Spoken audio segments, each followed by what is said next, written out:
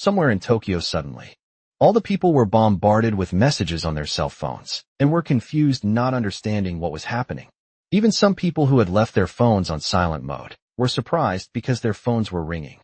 And on the screens appeared a bizarre, strange symbol that they did not recognize. It was a very strange scene, and they couldn't say why. Suddenly, the symbol alone appeared outside the screen in front of their faces, and through it came a hand holding a sword. People froze in surprise at the same time, especially when one of them was killed right before their eyes. A woman fell seated to the ground and screamed, as from within the symbol emerged the rest of the body of the being who wielded the sword, from various other symbols. Other frightening creatures emerged, and people ran away without knowing what was happening, or what those monsters were.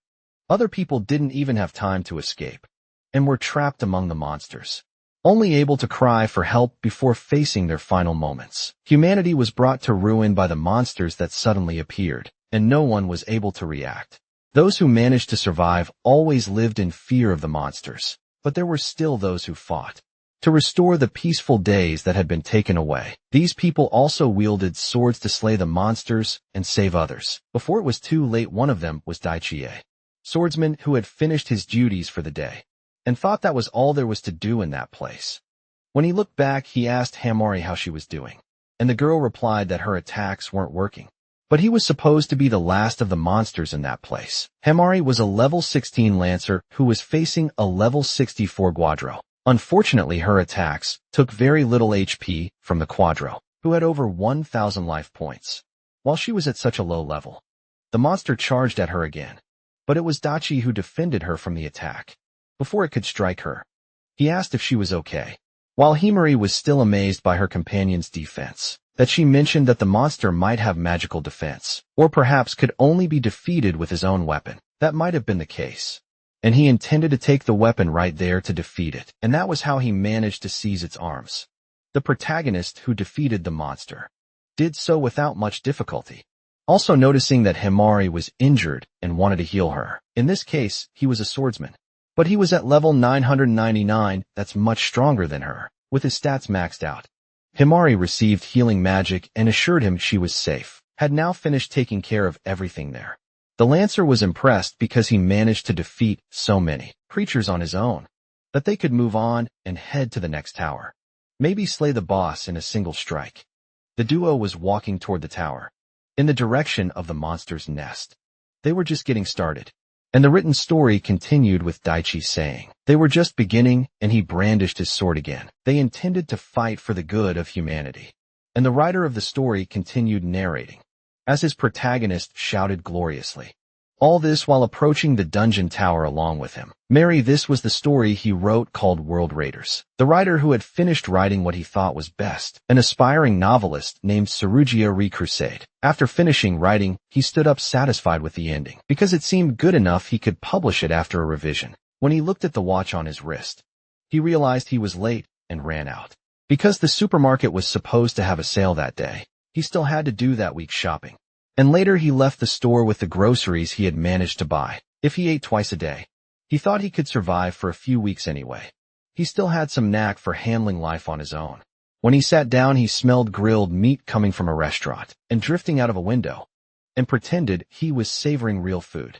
Even though he was eating something cheap, he was certainly a misunderstood genius who could satisfy his hunger by eating simpler things. Like that, that's what he thought.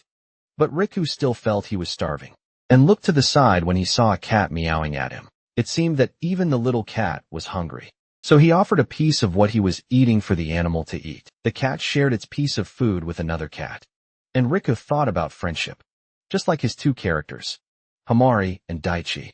That made him want to go home to continue writing his own story. Still thinking about Himari, he remembered his time at school when he used to write in his notebook, and people whispered among themselves about how he was always glued to it, and was a real nerd. The one who approached him after noticing Riku's grumpy expression was his childhood friend named Hinamoto Himari. She asked if he was working on a new story, and even wanted him to add a superhero princess as a reference to her. That caught him by surprise, and he asked why, not wanting her to get too close to him. But Himari ignored that she would get close anyway, because they had made a promise. One day he would become a novelist, and she would work at a publishing company to help release his story. That was what they agreed on from the start. And Riku agreed because he was aware of it. So Hamari insisted he get started right away.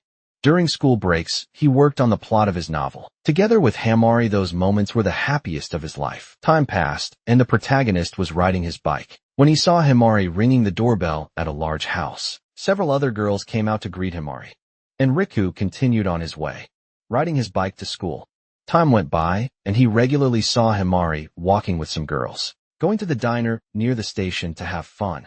The truth was that she had many things he himself didn't have, and yet Hamari always made time to help guide the protagonist with his stories. She acted like an editor, suggesting that the friend of the character in his story should think differently and adding more detailed input. Himari had a charismatic personality, many friends, and a carefree life. Most of the time, when he compared himself to her, who had everything he didn't, it made him feel even more miserable than usual. Then one day Mary started wanting to talk about the book like always. But the protagonist refused and wanted to leave because he had to go to work. He was having a tough month and couldn't afford to be late. Ignoring his childhood friend who tried calling him back, he was happy because Mary always made an effort to keep him company. He felt comfortable by her side. But compared to the charismatic Himari, he was nothing after all, and in the end, things turned out that way. He returned home after work, where he found the house in complete disarray. Asking his mother if she had eaten, got no response. Riku continued, saying he brought food from work and she could help herself, leaving the items on the table. And then he started cleaning the place, throwing the empty drink cans in the trash, thinking he should work even harder than before. When he finished, he sat down and lay back with a long sigh. He wished his father were there. Things would be a little less bad. It was all very exhausting. But the days always went on like that. And during another day, Mary finally found him again. She was worried because he stopped showing up at school often, and she came closer to see if he gets some free time. Rico said he gotten another work shift and needed to go straight there. Maybe they could talk later. But she insisted it had to be now. Even so, he refused because she was being ridiculous. They could leave the story discussion for later. He would earn less money if he ended up being late. He really couldn't do anything right now and just wanted to leave. Still, Himari insisted because it would only take a moment, and asked for just 1 second of his time to hear her words. Despite her request, the protagonist could only say that she had no idea how hard life was for him, just because she was always privileged enough and live without major worries. Still taking up his time all the time with stupid things. Mary was shocked by what she heard and tried to approach, but Rick, who just yelled at her to leave him alone for good when he rode away on his bike. He ended up realizing he had crossed the line and had been rude to her. He had gone too far because he was very frustrated with himself. He knew he had to apologize the next day.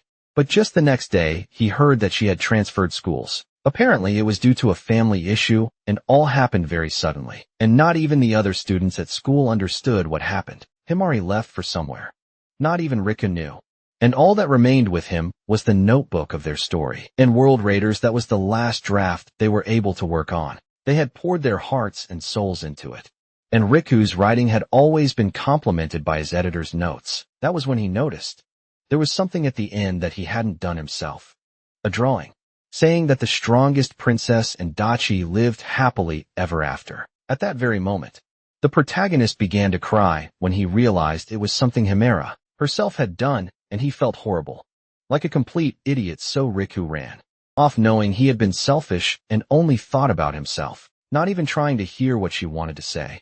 He wanted to be able to apologize to his childhood friend, and that was why he was betting everything he had on this, a story they had worked on for so long. If it could become popular, maybe it could reach Mary, somewhere in the world, that was, because Riku had promised her that he would become a successful novelist for her, and he would definitely find her. Above all, he intended to confess his true feelings to her, and that was how Riku published his story on the internet. Still, his work shifts continued, and he went to work as usual, not understanding how things could remain disconnected. After all that time, the next day, he was going to work as a security guard, but he still had some spare time and could go to a bookstore to read a little afterward. At the library, he was surprised when he saw several books that had fallen to the floor, but no one tried to pick them up, leaving it all to the staff. The protagonist was shocked that people really just left everything there, and he saw a girl bend down to collect the books. even though it was the guy who had just left who knocked them over. He let others deal with the problem. Rico approached, asking politely to help the girl, and the girl thanked him, saying he was an angel for that. That was when the protagonist recognized that voice. While the girl was relieved the books hadn't gotten dirty, Rico asked if she was Himari, and the girl looked at him and also recognized him immediately. It was at that moment that everyone found themselves in complete chaos, as their phones received a flood of notifications. Suddenly, a large magic circle appeared above the building, and everyone looked up, not understanding what was going on. Meanwhile, Rick was about to talk to his old childhood friend, but she looked away and he understood her reaction. After all, he was the one who had avoided her. But instead she just piled a bunch of books onto him, and the stack only grew taller. Rico held the books, not understanding what was going on, until him and Mary laughed, saying it had been a while since they last saw each other. It was at that moment that several people inside the bookstore had their phones flooded with messages, all ringing at once. Even her. Mary saw her phone go off, even though it was in silent mode, and she saw a magic circle appear, materializing in front of her face. Rico realized this felt a little familiar. It was like the opening of the novel he had written so many years ago. He shouted to his childhood friend. But then the magic circle disappeared from her screen, and she was still wondering what it was. Suddenly, the entire building trembled, and they looked around, not understanding anything, much less noticing the magic circle above them. People grew scared, because it felt like a major earthquake was happening. The bookshelves toppled, and Rick, who guided him, Mary, further away, crouched down, worried because it seemed like the tremor had stopped. But the protagonist was still lost and fought. First, all the phones rang at the same time. Then magic circles began to materialize. It was very similar to what he had written himself. But no monsters had appeared. So it was different, which only made him wonder again what was happening. He also felt something strange and unusual. It was as if they were descending in an elevator while standing still inside a building. Suddenly the protagonist heard a voice yelling that it wasn't good, and everyone decided to look out the window to see outside. That was because the building they were in began to sink suddenly. But not only that, even the ground and cars were being swallowed. People had their phones in hand, wondering what was happening, and soon everyone started running to escape. But of course, people shoved each other to get others out of the way, even though they wanted to form a line. They were selfish and wanted to be the first to get out. Everyone fought and pushed to escape. First, Himera grew worried, and Riku immediately decided they could leave once everyone else had gone. But then the power went out, and she let out a sharp scream. On the 4th floor, people wondered if the building could withstand the situation. On the 3rd floor, people saw something purple appearing and wondered what it was. It looked like it was condensed. On the 2nd floor, they were completely swallowed by that purple thing, even without knowing what it was.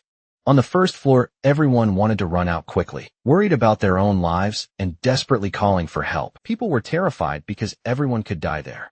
It was still shocking that such a catastrophe was happening so suddenly. Cell phones had no signal, and they were desperate to escape. So one person decided to blow everything up and force their way out. Another person held him back so he wouldn't smash the window by force, because if it broke, they might be poisoned by that purple thing. They still didn't even know what it was. The building was still sinking, and Riku was used to seeing in the dark, so he wasn't having much difficulty understanding his surroundings. Himera quietly commented that she never thought they would see each other again after so many years apart. But in this kind of situation, it wasn't the best of all, and she smiled a little, even though she was trembling with fear. Seeing that made him realize it was true. They were able to see each other again after so long apart, and in that horrible situation.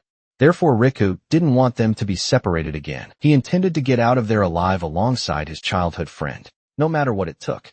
So he comforted him and Mary to let her know things would be okay. He knew the building inside and out because of his job. There was an emergency generator there, so it wouldn't break down so easily. Besides that, he might not be the most reliable person. He was there with her now. Suddenly the two lost the ground beneath their feet when the building shook again. For a moment they thought they were floating, but the next they knew they were just falling. There was a huge mess as people and objects floated around the space. Rick ran to embrace him, Mary, and cushion her fall. This time suddenly, it felt like they were rising instead of falling. But somehow everything was upside down compared to before. He didn't even know how that could be possible. He checked if she was hurt after the fall, and she replied she was fine, just wanting to understand what happened.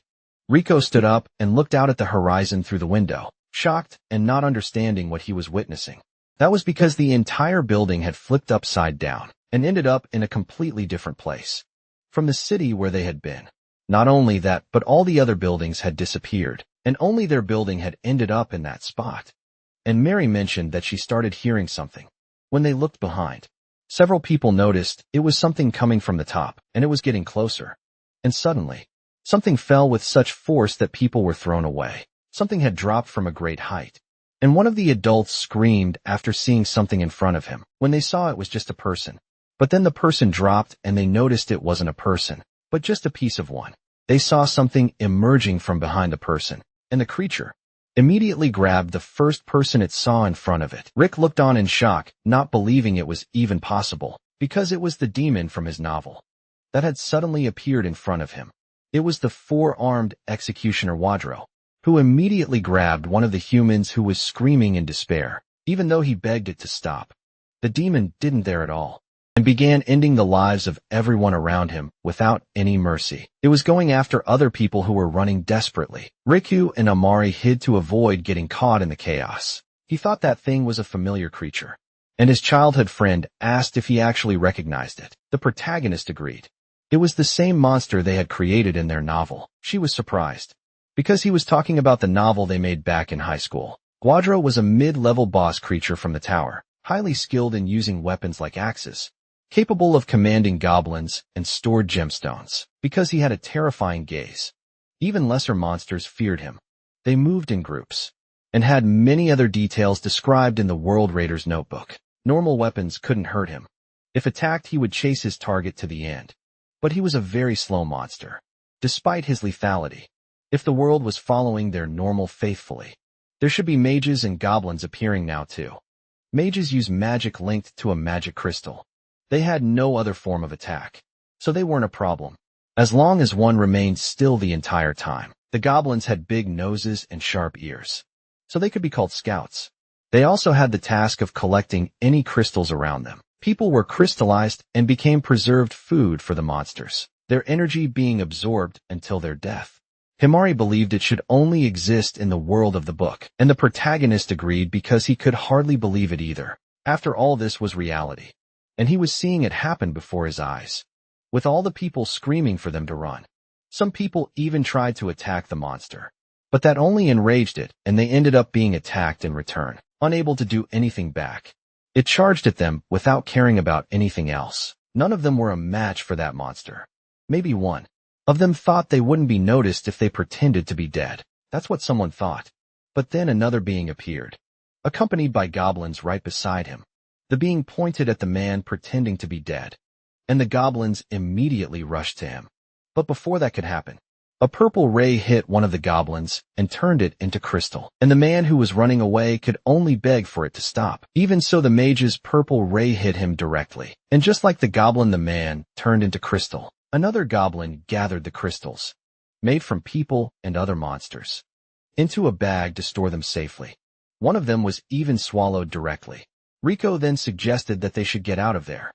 He would guide Emery out, but before they could move, a mage saw them, and the protagonist shouted for her to run and not stop moving. The two started running while the goblins saw them as new targets, including Guadro, who were taking care of all the other people around. They couldn't do anything against him yet, so they just had to run and value their lives above all else. Still, they didn't know where to go under those circumstances, and soon Riku saw a hallway and pointed to it. The protagonist let her go ahead of him, especially since Riku stumbled in the middle of the run. Water charged at him, and Riku spun just in time to avoid a fatal strike. But before he could be attacked again, a mug hit the monster's head.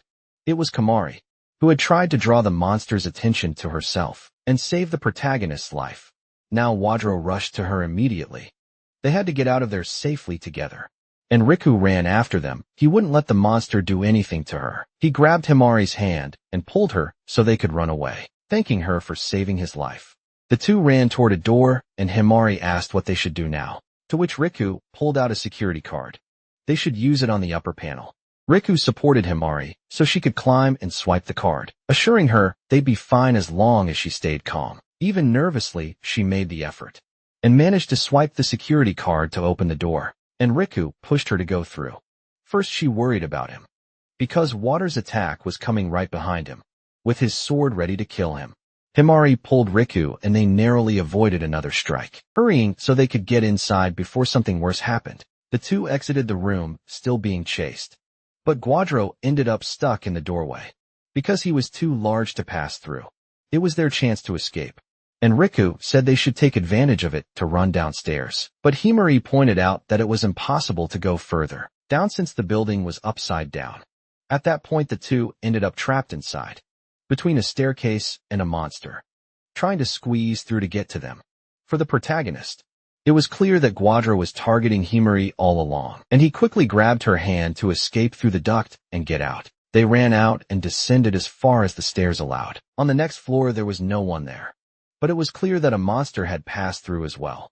Himari asked if they shouldn't have gone down further, and Riko replied that if they did that, especially in greater danger, they could end up hurt, so it was better to avoid it. If everything was just like he had written in his novel, then he had an idea of what he could do. Since the monster went after his friend, it would eventually stop on that floor. They might have a chance to defeat it right there on that floor.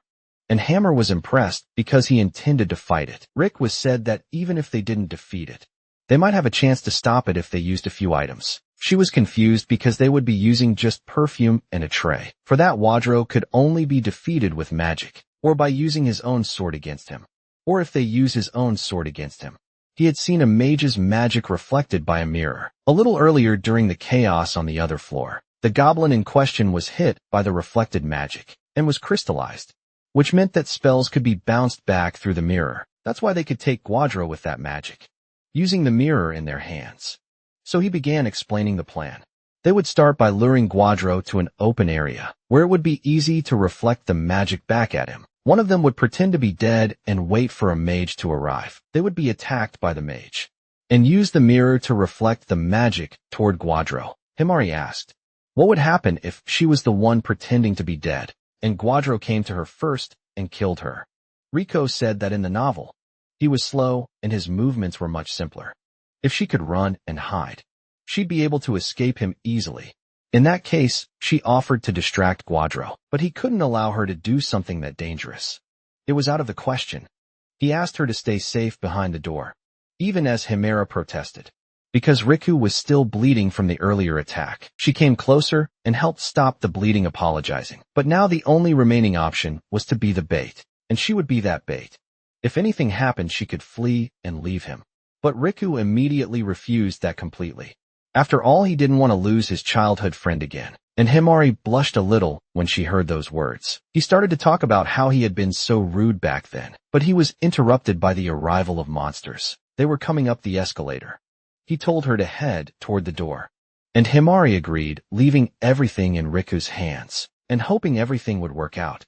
Several goblins came running toward him to attack, and the protagonist threw the perfume far away. The goblins had a strong sense of smell, and couldn't stand strong odors, so he threw it toward them, hoping it would work. As the goblins twisted in pain from the perfume's smell, the other monster also appeared running toward them. Riko shouted for Guadra to come toward him, and the protagonist ran hoping the mage would appear, and he showed up just a little later. He barely avoided another attack from the monster, and ran to reach the mage in time. Himari watched everything and realized that Riku was right. They weren't exclusively targeting her now. He just had to hide somewhere safe. And the protagonist himself felt he had to keep up his pace. However, he ended up being struck by a slash from the sword that was thrown at him while he was running. And immediately Himari screamed when she saw him fall to the ground. Riku felt like his plan had failed. At this rate, he would end up dying. Then, Himari shouted to draw Guadro's attention toward herself this time, and called out to buy time and save Rika's life. The monster ran toward her immediately, while the maid shot magic at the protagonist. Guadro charged in to pierce the girl. That was when the magic was reflected in the mirror, and hit the monster before that could happen. Even injured Riku managed to make the plan work, and in that instant water returned into crystal. Himari fell seated in relief after being saved at the last second. They had finally managed to take him down, and Riku came closer to check if she was safe. But she was the one who wanted to ask that since he had been hit, and she asked if he was okay. Riku could still move enough not to be targeted by the mage, so he was fine. It was all thanks to the perfume bottle on the ground, but Riku ended up collapsing after a while, which drew the mage's attention and made her worried. The two ended up laughing a little, and the protagonist realized he had always wanted the chance to apologize to her. That was how Riku decided to apologize now, because he had acted as if she hadn't even existed in the past. He had always wanted to say that to her before. And Hammer Eve herself apologized too. But before they could say more, suddenly Guadro's crystal shattered, and he burst out of the magic using sheer force. They were both caught by surprise, unable to believe a monster managed to do such a thing. Not even that magic worked. Now he was furious. Riku saw that crystallizing him didn't help, and now he himself had become the monster's new target. Himari screamed in concern, but the protagonist told her not to move, because he would draw the monster's attention. Then, the girl saw the monster's sword on the floor and remembered how Rick, who had always saved her in every situation, both in the past and in the present. She remembered when people told a girl like her to play with dolls. Instead of the sword, the truth was that she had always loved adventure. Even though Hymerian heard from her mother that she could have anything she wanted. For her birthday, her mother still thought a doll would be much better, and that she should just keep it. She was a girl after all, and in that way, everyone dictated what she should do or how she should feel, through common sense.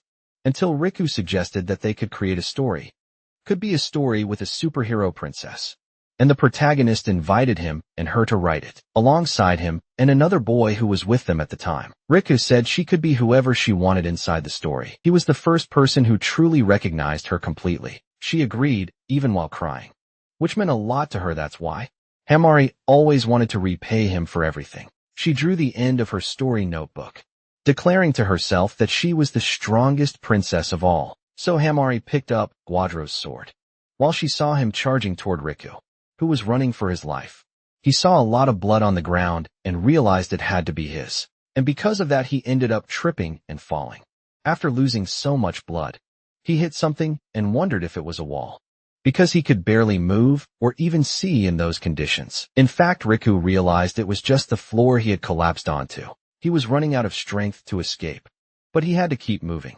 He needed to survive so that he could grow stronger alongside Himar. Above all else, Guadro raised his sword to strike Riku, but then stopped and missed his swing. Riku saw Himar using the sword to attack the monster. She drew the monster's attention because now she was its opponent. Even as Riku screamed for her to run, she refused. That was because Himari didn't intend to leave him there. That wasn't an option now. Not after they had finally reunited after so long. Himari's sword flew from her hand when she was struck by the attack, and then she was grabbed and lifted into the air.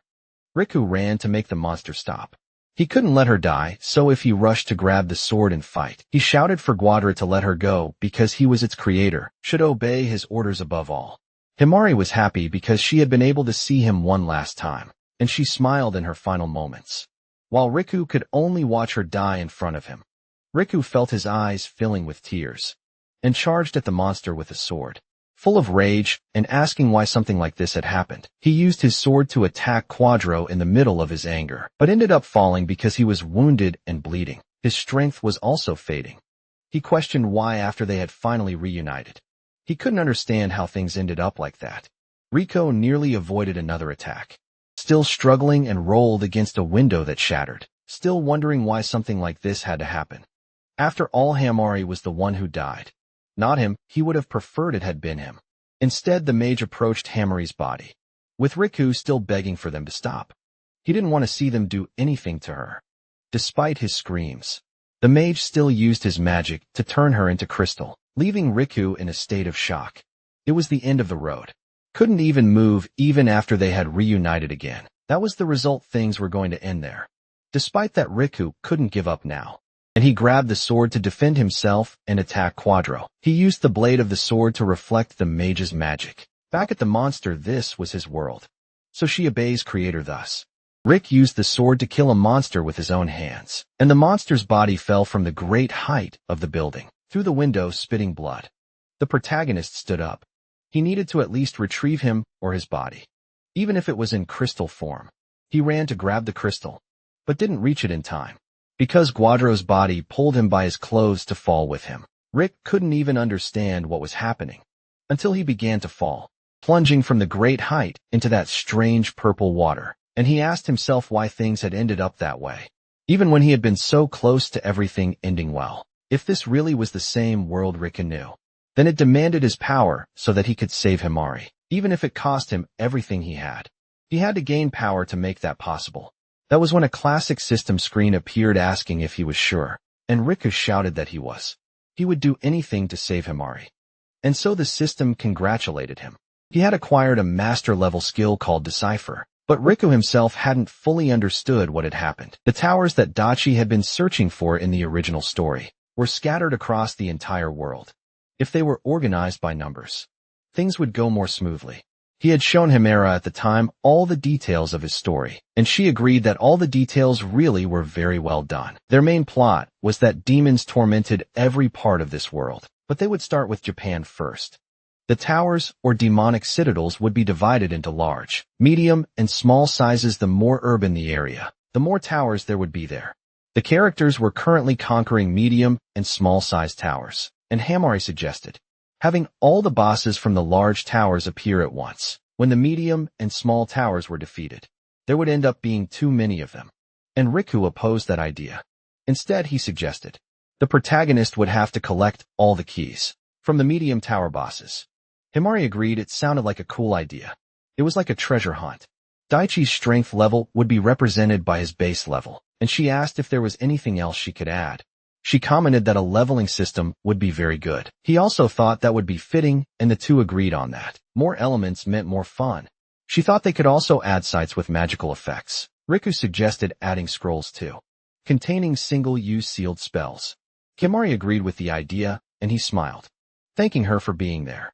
She always knew so many details about games. Being praised for knowing so much about games was something she would never get used to. And Riku blushed, feeling that he'd always seen that quality in her, because she was so good at it. That was when he noticed she had disappeared, and he stood up wondering where she had suddenly gone. He heard someone calling Riku, and he saw her again, this time as an adult, no longer a student after all that time. And he ran toward her, because he had been searching for her. They had finally reunited after so long, begging her not to leave him. He didn't want to lose him. Marry a second time. 2 times in a row like that. That was when Riku sank, unable to reach her while running, and he remembered also seeing a system, asking if he was really okay with that. When he woke up, Riku was reaching his hand toward the ceiling and sat up suddenly. So calling for Himari, startling the nurse beside him. Riku asked where he was, and the nurse quickly called the doctor, because he had finally awakened after so long. He died of a bed to look out the window, wondering if it had all just been a huge delusion in his head, or some crazy dream. Then he came upon an unbelievable scene. A city full of adventure screens and advertisements. There were promotions for people to become adventurers and get their insurance. They were recruiting new members. He could only stare at it all without understanding anything, wondering what all of that suddenly was. It seemed like nothing that happened with him already had been a dream. That was when someone approached, saying they couldn't believe he had finally woken up. After 10 years in a coma, it was the doctor who came closer to say that patients needed physical therapy because their muscles had become weak. She was dying to dissect his body the moment she saw him, and Riku turned in fright when he saw the woman, who introduced herself as Kagami. The attending physician Kagami knew he must be surprised because many things had changed in the world since some time ago. She praised him for having endured so much. Starting now, you should call this new reality the new normal. That was because their reality had been merged with another world, and that was where they had found Riku some time ago. New rules have been established, as well as guilds, created for the purpose of killing the monsters that attack people, because it was also profitable. Companies and businessmen were competing in this field. The protagonist asked if the monsters didn't come into their world. If that was the case, there was no need for people to risk themselves going to the other world where so many problems existed. The doctor said that for some reason, the monsters didn't cross over into their world. But the reason people went to the other side was simple. Simply because they wanted to save more humans who are lost on the other side in the other world. One day, several skyscrapers disappeared at the same time all around the world. They called that date the inverted day. People are still searching for those who were caught in the debris or disappeared due to the incident. Riku reflected on what he had just heard, because all of that happening at the same time across the entire world was just like in his novel. The survivors like himself were found alive after the incident. Others were also saved, but in a crystallized state. Or rather, there were many types of people being kept protected. And Riku asks if there really were survivors. He wanted to know if there was a girl named Himera as well. She was severely injured and later became a crystal. Kagame remained silent. Before saying that she couldn't answer that with certainty yet, still she suggests he could see with his own eyes, and guides him through the hallways, explaining that this was a government hospital, near where he had been found. Therefore, most of the survivors were also there, and the administration earned a lot of money through subsidiaries, and people like Kagami too, enthusiasts who love having subjects for their research. Riku doesn't even wonder if she has permission to say all this to a patient. Even so, if Himari was indeed kept while crystallized, she could still be there, and the doctor guides him to the location in question. It didn't take long for the protagonist to see a girl he believed to be Himari, and he ran to her to check if she was okay. Then Riku noticed it wasn't the girl he was looking for, and the doctor approaches, saying that all the crystallized individuals found were brought to that room, and they were transported into capsules. They returned to normal after spending some time in this world, but were only kept there for precaution and safety. They also conducted a thorough examination of their bodies during awakening, and discovered that their wounds could gradually heal if crystallized. Before dying, Kagami wondered what the purpose of this was, and Riko replies it was to preserve their food, which piqued her interest. It seemed that he also knew the novel World Raiders, and must have read it online. Riku agrees, even if he feels his story has become widespread. But under certain circumstances, they turned into mummies after having all their nutrients sucked out, or something like that apparently. But the point was that they hadn't found any crystal with signs of having been consumed, even after 2 years. There's a possibility that everyone is alive and well, if you wanted to look for someone else. The doctor advised doing so at the reception downstairs. As they walked, she asked where his family was, and Riko replied that everything was fine. His mother lived on her own at home after remarriage. He personally called her to inform her of what had happened, and Kagame agreed, leading him to where the phone was. All the information about the victims of the inverted day was being stored in the database. Everything was updated with the latest whereabouts as well. Kagami allowed Riku to take his own time to deal with the situation, and he thanked her before searching for the name Himari Hinamoto. The doctor had previously said there were other hospitals similar to that one. So even if she wasn't there was still a small possibility. Even after searching, Rukia saw that there was no data about her and grew frustrated because he believed he had lost the chance.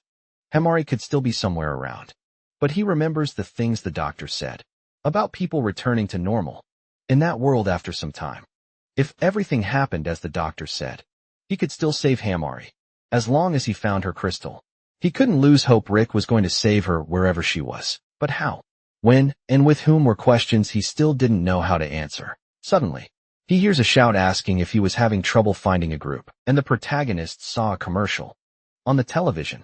Commercial's mascot Akon explains that everything could be safe, reliable, and reputable on the RK2 website. They could receive support 24 hours a day from their veterans, even if they were complete novices. Security could be guaranteed.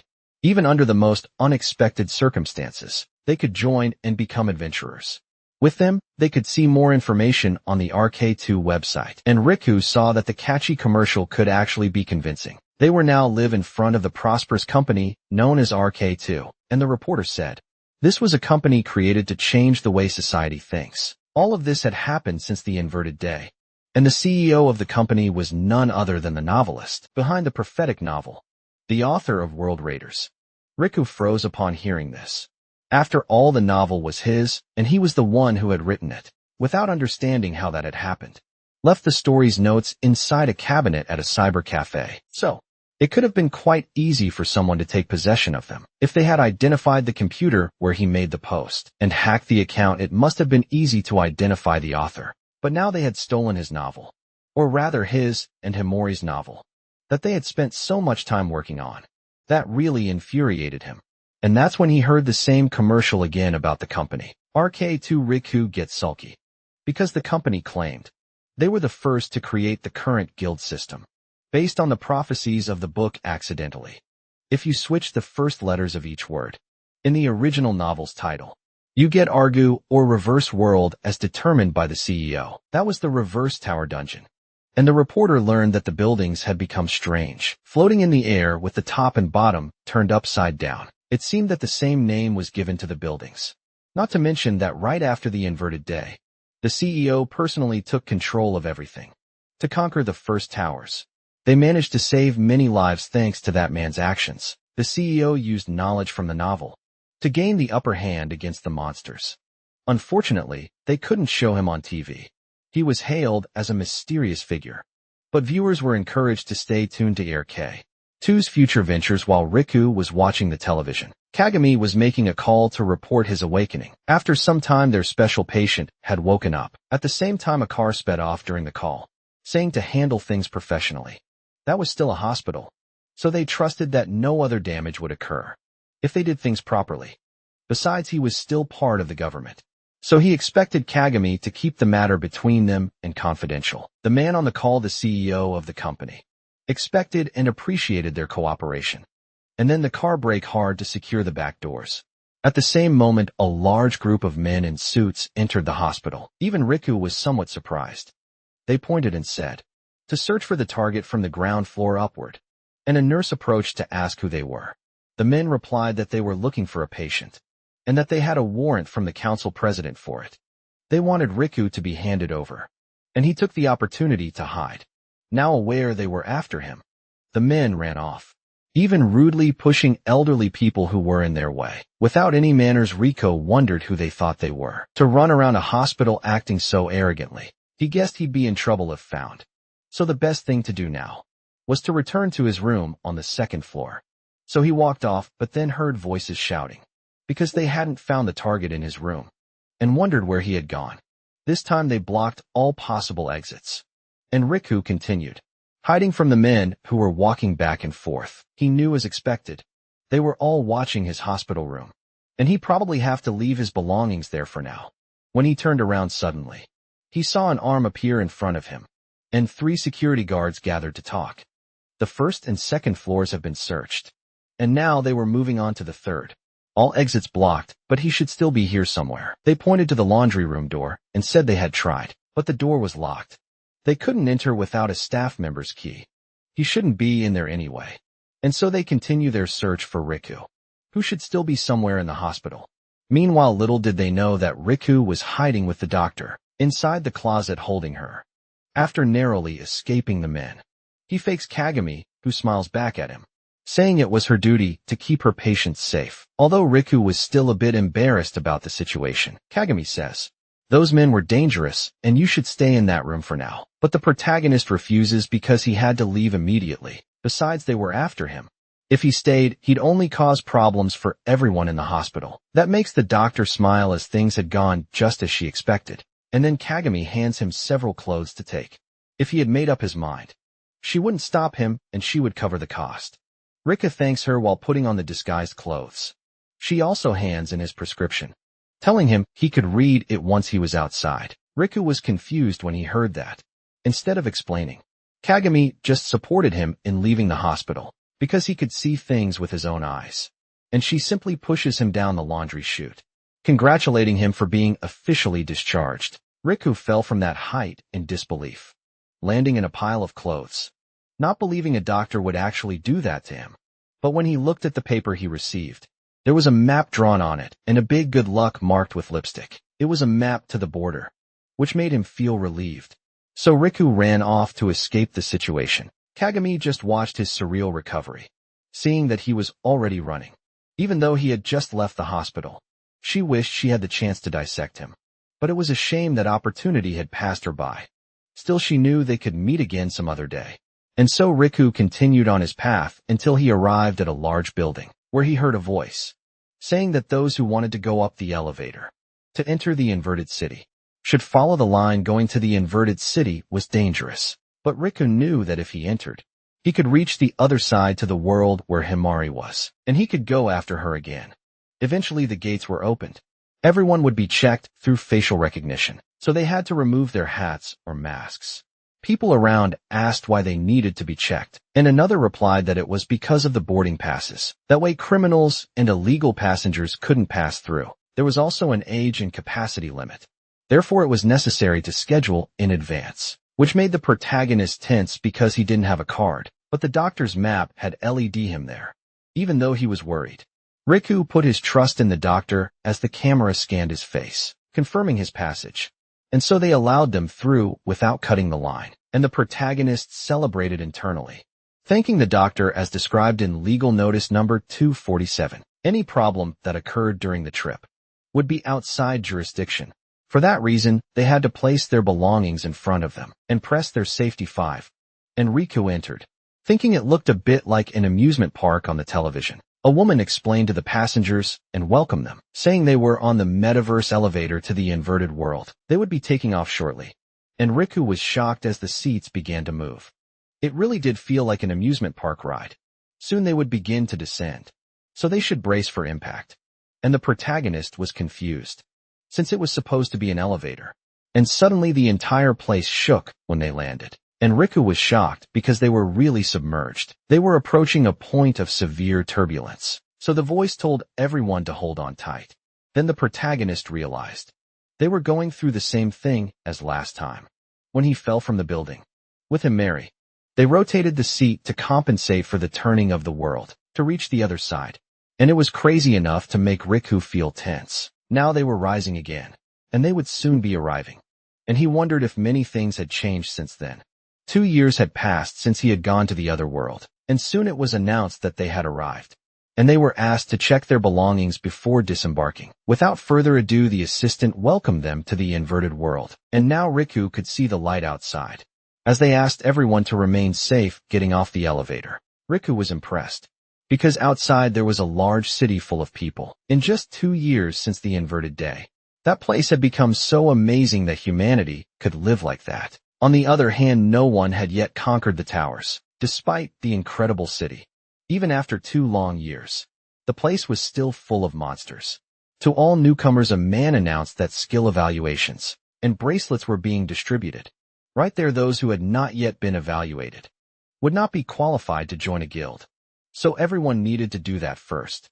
During the evaluations, a woman approached the people so they could begin, and she offered a cup of juice for them to drink first. Riku, along with others, drank this suspiciously colored juice without knowing what it was, and she said it was actually monster bodily fluids. Immediately they all spit out the drink and shouted, because they had been tricked in such a cruel way. The woman smiled, saying that they offered the fluids to drink so they could experience it, as if they had defeated the monsters themselves, and if they gained him a few experience points, it was because of that and their unique structure, as well as their abilities would be revealed to them. They wouldn't do any harm. But Riku still thought it was disgusting. Just like everyone else around had drunk that goo. At any moment, they would see the change. And the protagonist saw a system screen appear right in front of him. Something appeared congratulating Riku. And he remembered it was similar to what happened the previous time. Some others commented that it looked like game windows that could even touch around the screen. But each one could only see their own screen. The girl notices that they could now see the interfaces of their windows and could close them whenever they wanted. Since it was an evaluation institute, she would avoid giving any detailed explanation about them, and they were a bit surprised by how careless she was. In a little while their abilities would appear in the window, but first they needed to be evaluated and receive a bracelet. According to their class, she asked them not to remove their bracelets, because they served as tags to identify each of them. They were almost at the fun part, as she would use the item and skill scanner, and asks everyone to line up for their skill evaluation. Riku wondered if the thing she was holding was a thermometer, and one of them asked what it was. Another man said it was a skill-made item. Apparently there was a craftsman who made those things, and they could be used for evaluations. The woman scanned the first man and said his ability was growth, offering him a blue bracelet. As soon as they received a bracelet, she asked them to send their guild application forms right away. Riku's ability window said his ability was of master level. Maybe it was something very strong and useful. He was excited and stepped forward for the scan. And the woman said he would receive a white bracelet and had the ability of deciphering. Continuing on his way, the protagonist eventually arrived at the Adventurer Guild. That would be where his adventure began. But when he went to talk to the receptionist inside the guild, the first thing he heard was that his ability was a huge piece of trash, and he wouldn't be able to get into any group with that ability. And Riku was caught off guard asking what he meant by that. In response, the receptionist sighed, surprised that he truly didn't know anything about the adventurer world. The truth was that no one would accept him into a group with an unknown ability. It was common sense that people chose who to accept based on ability popularity. And since he got the worst of all the abilities in all three categories, it was clear that it was nothing but garbage. Rico hesitated before asking why, and the receptionist asked again if he had even tried researching before coming there. F was for physical, M for magic, and U for unique. Two of those categories prepared someone for battle. In other words, they were basic fundamentals, and therefore he should understand why. These were abilities that either increased physical capabilities or allowed magic casting. Neither would let you down. Riku understood because it made some sense. And unique was the term used for abilities that were neither magical nor physical. That was his first warning. But some unique abilities could be attached to the other two. Under certain conditions, crafting might be a low-level ability, for example, but it gave the power to create anything like armor or weapons. Those with that ability were valuable and could become useful. Deciphering, on the other hand, was a low-level ability. Therefore, it would be the most useless among all unique abilities. If he wanted to know why, he could find out for himself. And that was his second warning. Rico kept saying it was a master-level ability, but even so, the receptionist stated that abilities like that didn't exist. He could check right there by the color of his bracelet. His was white, which meant it was a weak bearer ability, not even a proper ability to begin with. That was his third warning. So the receptionist said he should now better understand his situation. No one would be stupid enough to accept him into a group, especially after receiving 3 warnings in a row without catching on. Therefore, it was clear he had no luck at all. He should just give up if it were him.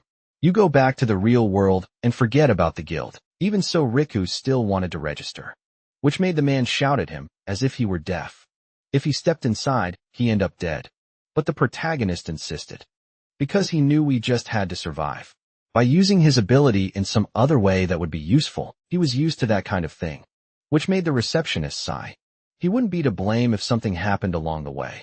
When his request was finally approved, he left thanking the receptionist for his attention.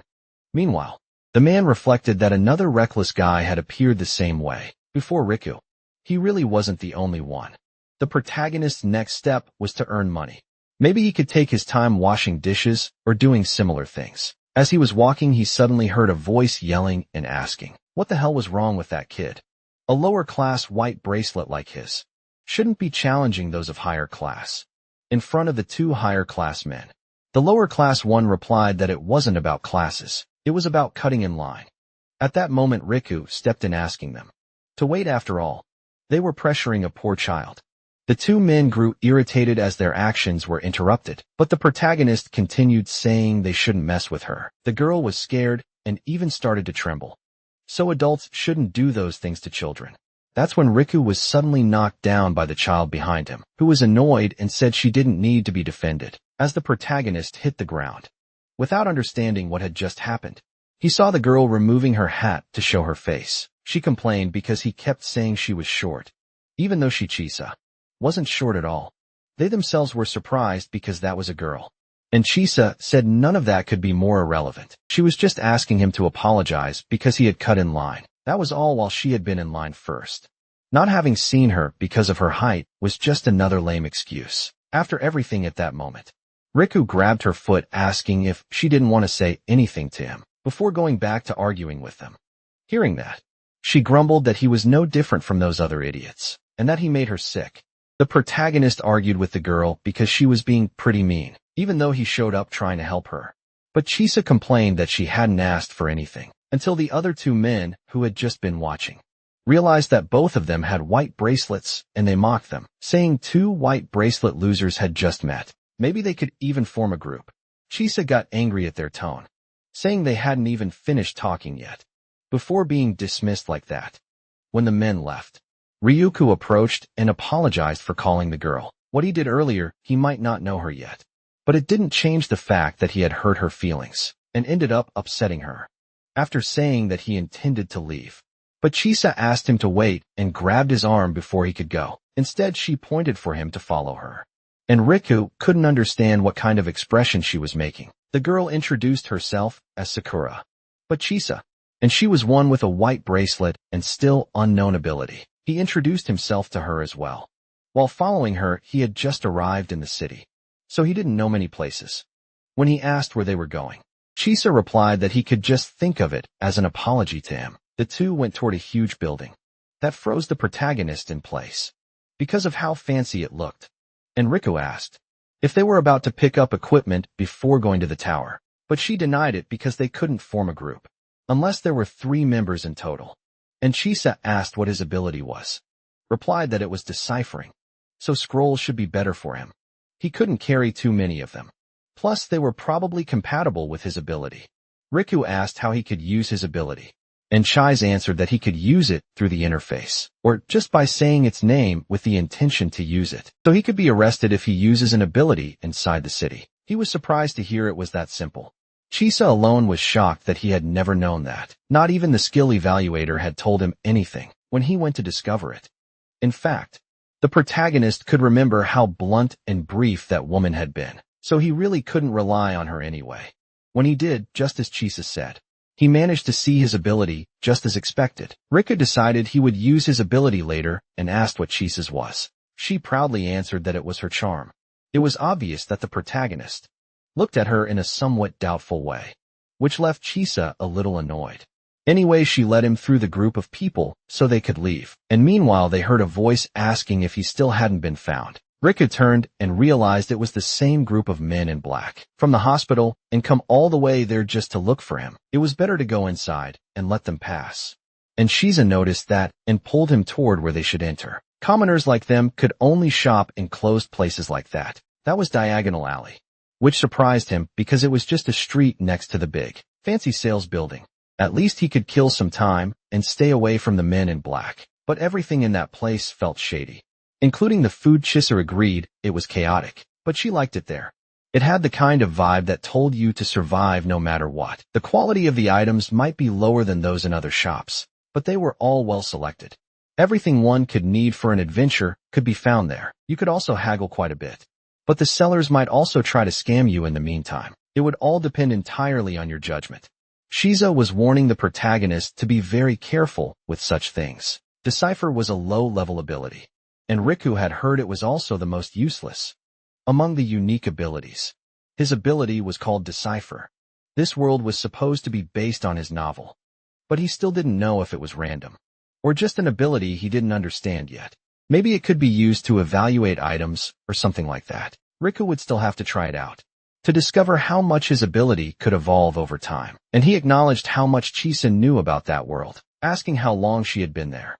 The girl dodged the question, saying that shouldn't matter that much. And besides, Riku was actually the most lost one there. Soon it finally arrived at the scroll shop. Riku was surprised that such a shop existed behind such a fancy mansion. When he approached to check out the scrolls, he asked how he could use them and choose a side, because he was a hopeless case. Scrolls contained sealed magic. Each scroll sealed a different type of magic, and it was a one-time use item. Normally, you couldn't use abilities outside your category. Even if you used a fire magic scroll, you still couldn't cast magic on your own. But that was exactly what scrolls were made for. Since you couldn't obtain scrolls right away, it was necessary to go to shops like this to get them analyzed. Then you could sell the ones you didn't want or need.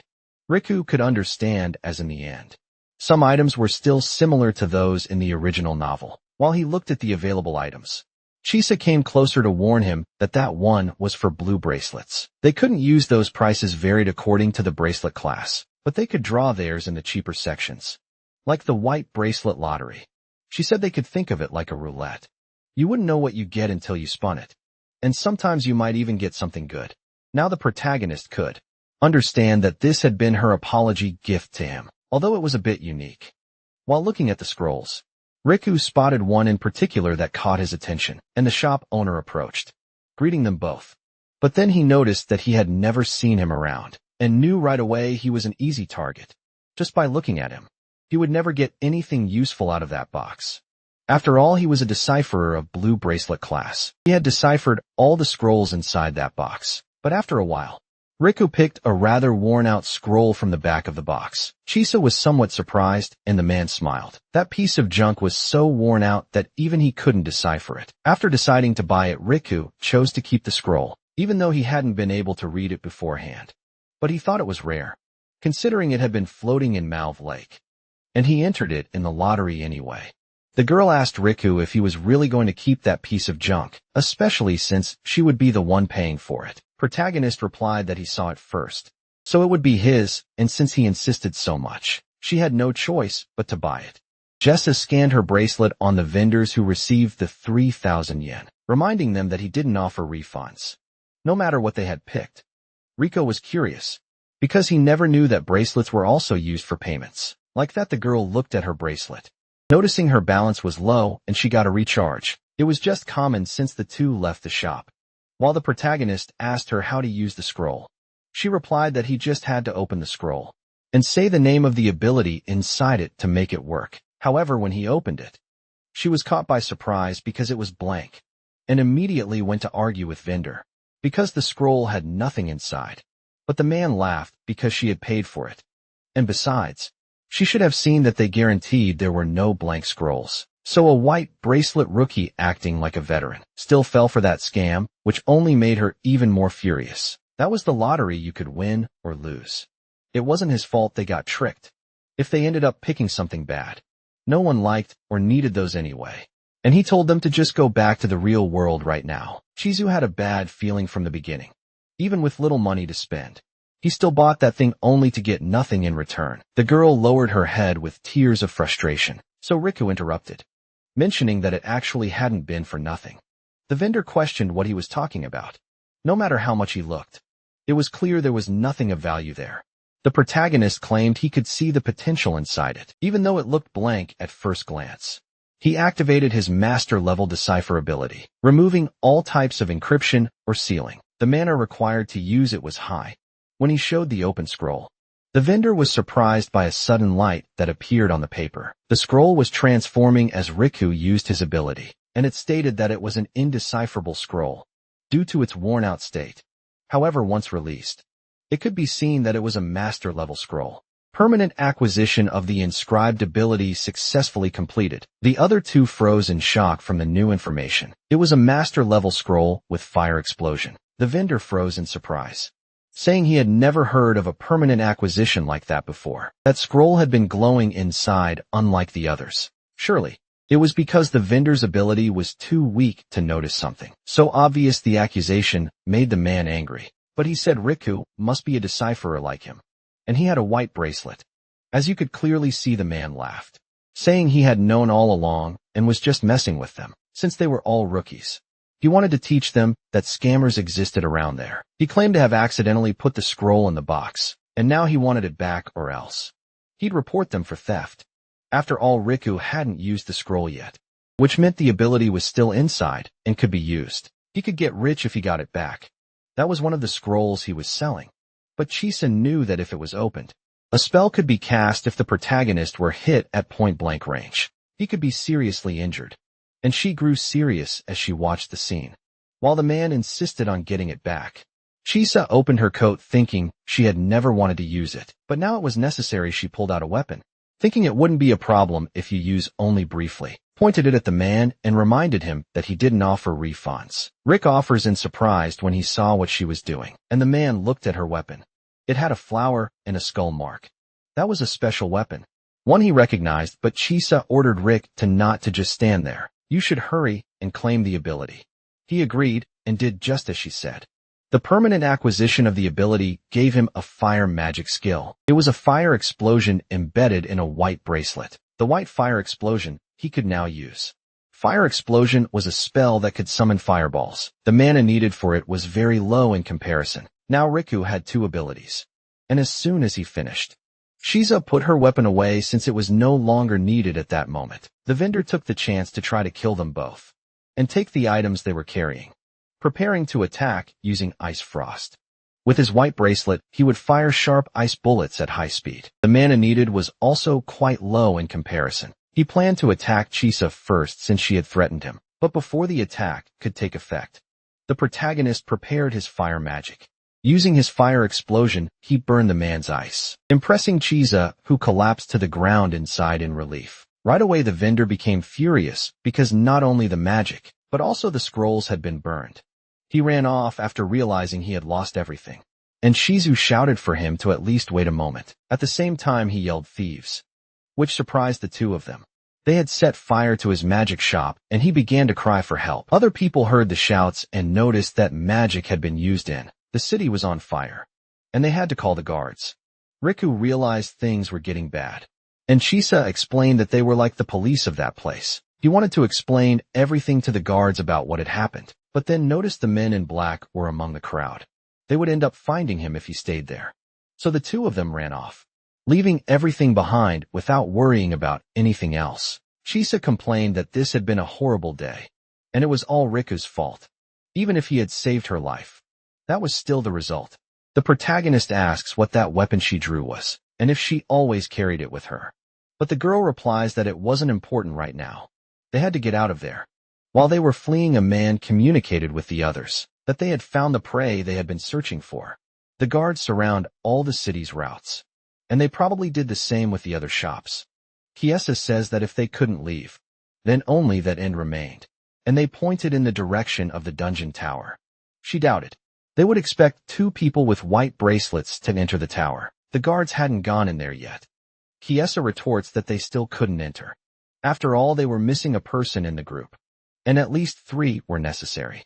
Suddenly a person appeared, approaching, and asked if they were going to the tower now. It was 2 men who approached. One of them says they couldn't find another member for their guild, so they were looking for new people around. To them it wouldn't matter what class it was, and he asked if the 2 of them would like to join them. If they were interested, Rico thinks it would be a good opportunity, but wonders if people could really rely on others when they were out of luck in the guild. Besides, it was obvious those 2 were acting suspiciously, and he tells them they didn't have any equipment. So he was sorry for that, but then she's asked him to wait a moment, whispering to the protagonist that they would never get a chance like this again. People normally wouldn't team up with white bracelets, and besides, she had a special reason to go into the tower no matter what. Even so, she intended to accept the proposal, even if it was on her own. The protagonist reflects on this, and ends up understanding they couldn't stay there any longer, and he couldn't leave her alone with those 2 clearly shady guys. If they kept running from danger back and forth, they would never reach anywhere in the end. After all, he also had to reach that tower as soon as possible to see if he could find him. Marry there, therefore. The protagonist agreed to the 2 men's proposal, which made one of them smile broadly. Happy to hear it, they could lend them equipment there, and his friend would teach them every morning about the things they needed to know. The man welcomed them both. If it was their first time going up the tower, he could assume the same for the elevation. When Riku asked more about the elevation, the man named Matsuke's Shuichi, with a physical skill called Growth, answered. He said it was a transport that connects them to the floating tower, and the other man named Yamaju Atepi, with a blue bracelet and water magic, complemented. He had heard that people used to use stairs and ropes. Before this was created, they would check their bracelets and the member count. Riku says, they are novices, so we hope they would go first. To which Teppy asked them to relax a little. He would make sure they arrived there safely. So the protagonist remained silent, just looking at the dungeon building. He thought it was his turn now, and asked if Chizu was okay, to which she grumbles that yes, much better than him. And Riku ends up agreeing since he saw she had a weapon. In fact, Chisa says she shouldn't show that weapon to anyone else. Actually, it didn't even shoot anyway. That was making Chisa very anxious.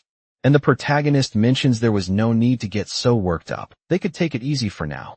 As long as they didn't get killed, they could still manage within the circumstances. Hearing that left her a little moved. After all, she remembered someone saying the same things to her in the past. Then Chizu agrees while turning her face. She didn't want to die yet. Unlike him, although Riku didn't understand if he said something, that ended up cheering her up. So they start with the elevation, and the protagonist used it first. He'd finally made it there. 2 years had passed since the incident, and he wonders if many things had changed inside. It didn't take long for him to reach that point. Meanwhile, the commander of the 4th Guard Squad, Kurumi Eureka, heard from her men that they had managed to extinguish the fire and apologized for the commotion. Next to her, the scroll shop owner just watched, thinking that the rumors about the 4th Guard Squad's commander were indeed true. He heard that Orica was the dirtiest among all of them. But looking at her like that, she seemed more like a girl with her head in the clouds. But that didn't really matter. Orica says that several scrolls from the white bracelets that were inside the shop ended up being burned too. A master-level scroll ended up being stolen as a result, and the vendor agrees since it was a boy and a girl who did it, and he smiles mentioning that they stole his license too. But Orica stares at him intensely, because it seemed quite strange as a blue bracelet decipher like him. It was odd that he managed to decipher a scroll never seen before. She presses him questioning if he was sure that was what happened, which made him fall backwards. Backing away in fear, the man insists it wasn't him who deciphered it. It was the other boy who ended up escaping, which draws a laugh from the commander. Orca says she still believes it was impossible for a white bracelet and would file this case as a big hoax. The man was quite unhappy with how things turned out. But the commander kept walking, wanting to know more about the case, because she heard he was threatened by a weapon that apparently had a peculiar mark on its handle. And the man agreed, saying it was all because of a girl named Chisa, and it was true, begging for them to believe him. There was a girl by that name, a white bracelet, a woman. And soon the commander searches and finds in the data the information she was looking for. When she saw the photo, Orca smiles, seeing she finally found her card. Weapons with a flower and a skull, believed to be owned by members who kill as a way of living. If they caught her, they could solve this. Meanwhile, Riku found himself in the building, wondering where the other men had gone. Then he realizes he saw something, and they were walking away, to which Chisa asks him what he was doing. The building had been transformed into something completely different. That should have been the office floor, but it had changed a lot since then. That's why he could now understand why they were calling it the Reverse Tower Dungeon. And Teppy appears asking if they were surprised. It was very different from the previous city they were in. The demons had transformed that place into what they were seeing now. Some floors had their ceilings demolished and returned into halls. The interior walls were reinforced with an unknown material, so they couldn't get through them so easily. The material was so strong that they struggled to set up transport to the upper floors, but they finally opened a hole. All it took was some doubt from red and gold bracelet guys to make it possible. In short, the elevator was the only way to cross between the two parts, and you couldn't easily escape from that place even if you tried, but it wasn't all that bad. The materials obtained from looting there helped a lot with real-world development.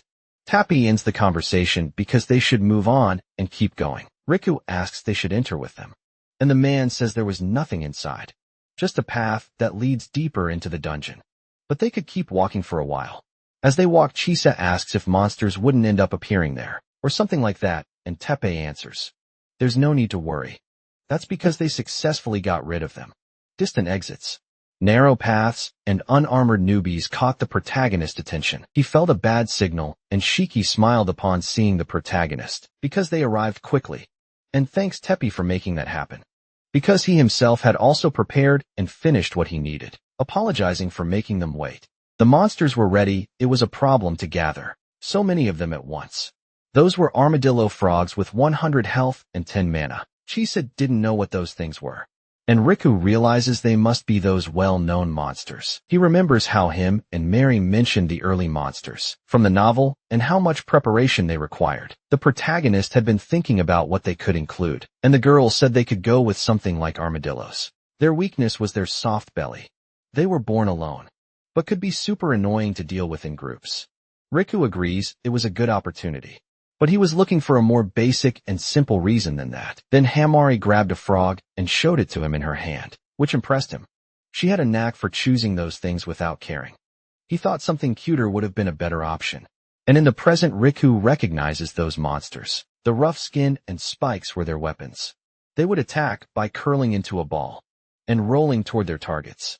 At the same moment, the monsters leaped at them, and the protagonist immediately knew it was all a trap. But before they could be hit directly by the monsters, each of the frogs was sent flying as attacks came from behind. It was Teppei's attacks using a blue bracelet, firing a highly pressurized mass of water at high speed to defeat the monsters as he approached.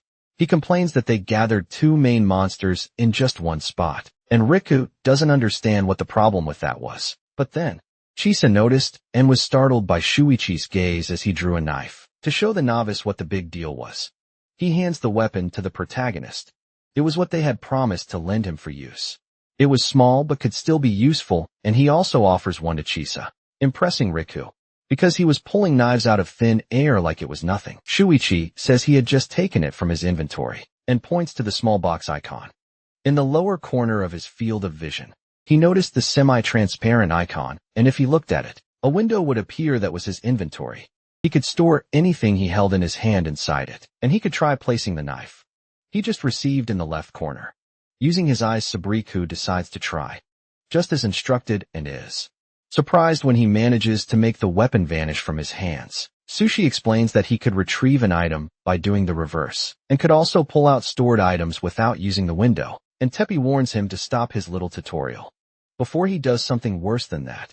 Now anyway, he didn't know how much longer he had to deal with them on his own. He was almost at his limit. To Chiza, it seemed the man was having fun, even though he had been complaining the whole time. Teppy's bubble bracelet allowed him to temporarily restrict his opponent's movements. Then Shuichi decides to explain the rest later during battle, and asks what Riku's ability was. Before Riku could answer, Chisa whispers that things would get complicated if he said it, and tells the others his power was deciphering, and hers was teleportation, which confuses the protagonist, because he had heard it was supposed to be charm, or something like that, ignoring him.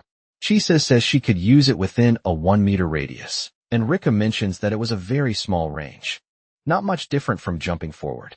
Immediately the girl complains, because she realized he didn't want to say it from the beginning, and Riku apologizes since he now understood why she was hiding it. Laughing, Shuchi says it all depended on how it was used. Even deciphering had great potential.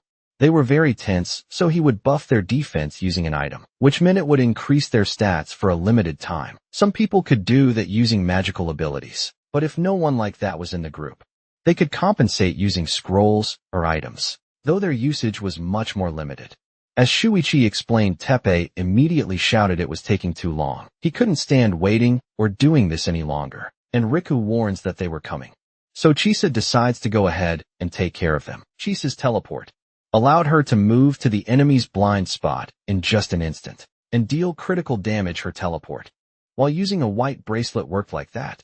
She could instantly move to any location within a meter, with little mana usage. Trista began taking care of the monsters and killed them, while Shuichi states that Riko's ability was useless in battle, which she already knew from the start. Even without an offensive ability, as long as you knew the enemy's weaknesses, you could still do something.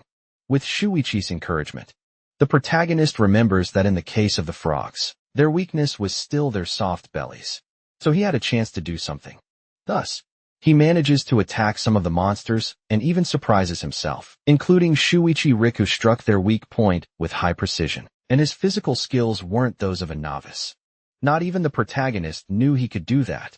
It felt like his body was much lighter compared to before. While reflecting on this, Shizuka yells at him to stop getting distracted. The next wave was approaching. The two keep fighting, with the girl reminding him not to show exhaustion or stop so early, while many monsters were still appearing. Watching the two, Shuichi was impressed because those two could go far if well trained. Finally, Riku realizes those must be the last of the wave, while Chisa sat down exhausted from fighting. As he approaches, Shuichi praises them, because they fought very well while using their abilities. The girl had run out of mana, and that's why she was feeling that way. Mental power, also called mana or MP, could sometimes be abbreviated as mentality points. It was consumed every time an ability was used. Mana consumption manifests as a kind of mental fatigue. Moreover, the feeling of fatigue after concentrating on something for a long time, or the sensation of drowsiness or lethargy from sleep deprivation, is similar to mental fatigue. In more serious cases, people could even faint from the sheer effort made. After a battle, when all of your mana is depleted at once, you end up the same way Teppy did. So you should be careful. Then they realized they had dropped something. On rare occasions, monsters could drop items for the person who defeated them. It was a jewel fragment, and items could range from precious materials like metals to gems. Like this one, anything left behind, and there was yours by right. And Chisa is impressed by how amazing that is. Even jewels could fetch a good amount of money if you gather a large quantity of them. And she asks what it was she had picked up. That one in particular was monster excrement, which makes her throw it far away with a scream of disgust. Ruchi says that demons on the upper floors have a high chance of dropping crystals from their bodies. Riku asks if he was talking about those with humans inside them, and the man agrees that was indeed the case. There were many types of demons that could crystallize humans. Many of them were adventurers or became victims of the reverse day, putting it under a grim perspective.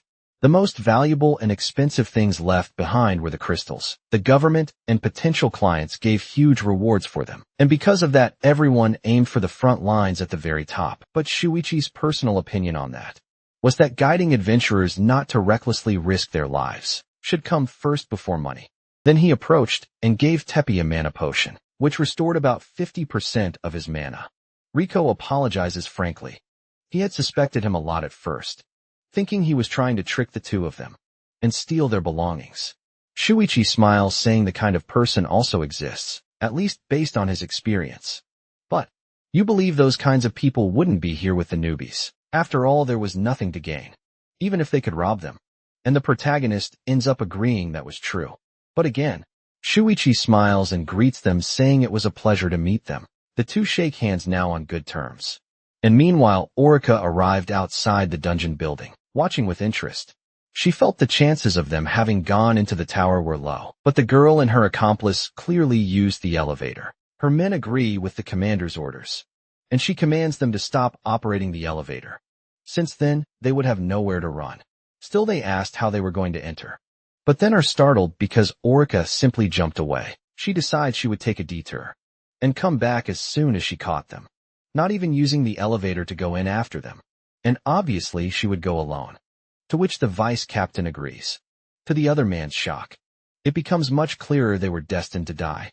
When the battle ended, the protagonist asked the men if they had any specific goal for that day. Kuchi says it was nothing special, but there was something he wanted to show them. 2 floors above, so they could go in that direction. Ryu asks where the other groups had gone, since he still hadn't seen anyone.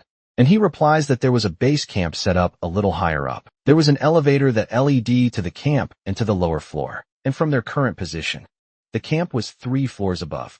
These days, most people took the elevator that led directly to the camp, without much trouble after all. You could get much better items on the upper floors, but it was difficult for lower-class people to go immediately to those floors. Shuichi says that people generally create a group to gather information in the real world first. There was even an app made for that people would find companions through it and go straight to the camp floor right away. But almost no one made groups with white bracelets. And Chiseler reminds the protagonist how society didn't go easy on them. Rika thought the guild receptionist was just a lunatic, trying to scare him or something like that. Then Shuichi says they should rest there for a bit, and the girl agrees since she was starving. Now that he stopped to think about it, Rico realizes he hadn't eaten anything since waking up and been moving around non-stop. Shuichi gave a big smile, saying to leave everything in his hands, because food wasn't included at the camp. Then he tells everyone to get ready because it was time to eat, pressing the protagonist, because they could actually do something like that. He prepared a picnic with various things to serve, and she said never imagined they could fit so much in the inventory. Shuichi explains that as long as it's not alive, not too big and not too heavy, you could just send it inside.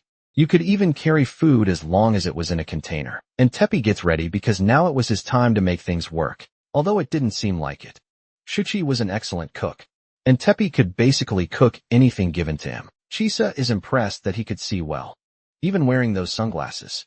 She felt like he was the type who'd mix salt with sugar. He could see his intuition just fine.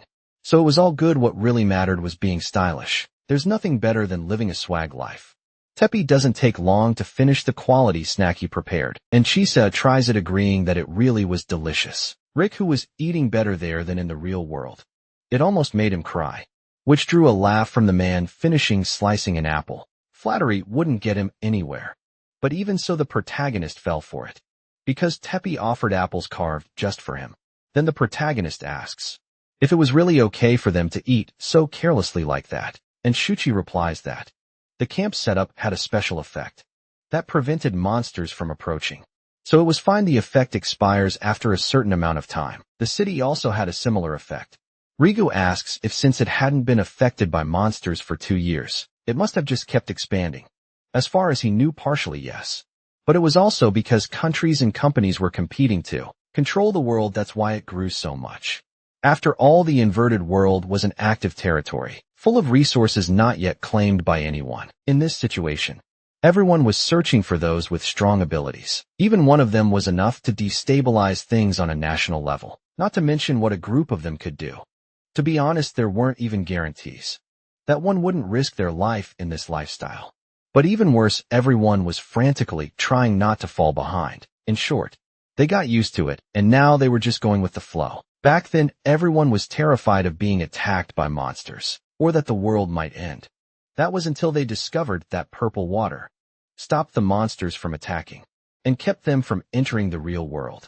It was because of this need for highly prepared people to fight that white bracelets were discriminated against more than necessary. Chisa grumbles while Shuichi says that if he asks why white bracelets don't form groups among themselves, it's because it was dangerous. As soon as a green bracelet's ability was activated, they were on the upper floors from day one. And you wouldn't generalize it. But many people up there only cared about themselves. No one ever tried to help lower-class people improve. And the same could be said for the real world. Even if someone had talent. Shuichi saw many people being discarded, without even getting a single chance. Which really was a shame. He thought those two could get stronger by gaining experience, even while being in the lower class. That's why Shuichi stopped climbing to higher floors, and was adventuring while giving them, the lower class folks, an opportunity. But he still wanted to go further. Shuichi laughed, because it was foolish to deny someone's potential without even giving them a chance, which made the other two smile. Teppei says that rising a class could be hard, but it certainly wasn't impossible. And he begins giving another example. He was a white bracelet just like the two of them.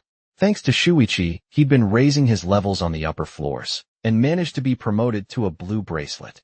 Although the way Shuichi invited him was also suspicious, so he had his doubts while he was there. And Shuichi ended up laughing. He felt the same way, something like, he's going to steal my organs while I sleep. They both suspected each other from beginning to end. But anyway, Shuichi laughed, because he was helping. But whether they'd rank up or not depended solely on their ambition. Teppei himself worked hard to get to where he was now. He thought it'd be great if more people were like him, helping each other and working together, regardless of class, which drew a shy laugh from Shuichi, since he was being praised so much when he saw them. Riku felt happy to meet such kind people, putting effort into something. Trying to improve without knowing if you'd succeed or not was just like in the real world. In that case, they should just keep trying. And Kizora agrees because they do it even if they didn't want to. That was the case. He just thought it was a little further up from the place. He actually wanted to show them. The whole group kept walking. And Riku was surprised because it really was huge. It seemed like this floor in particular had a reason to be that way. Teppei says they were on the 4th floor of the tower.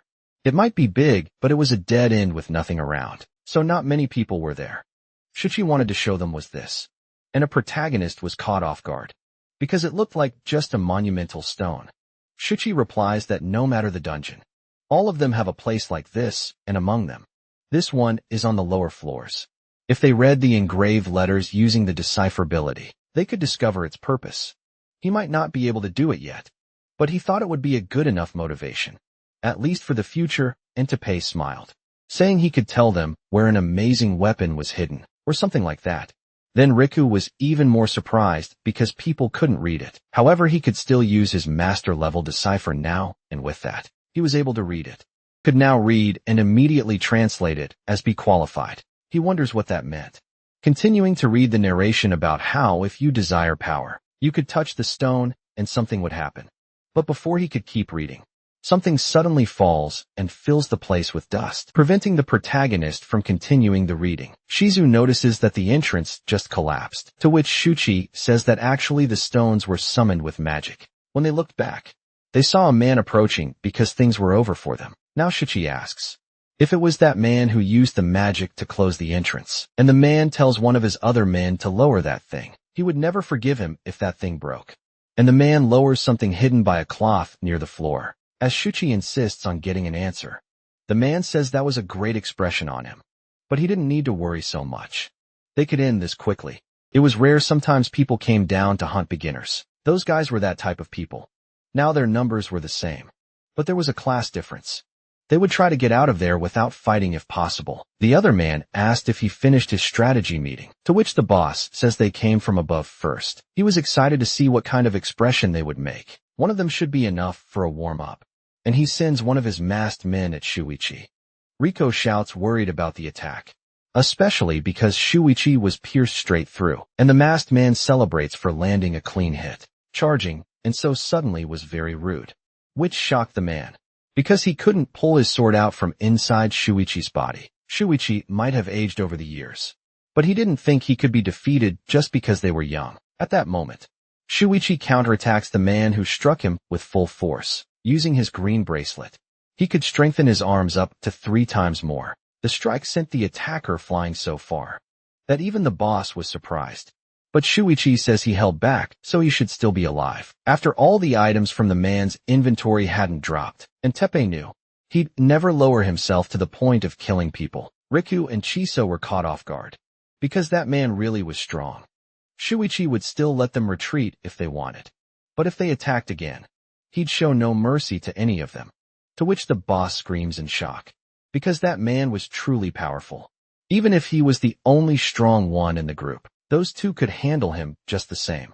They were attacking from several different directions in one of their items, but Teppei didn't allow the attacks to continue.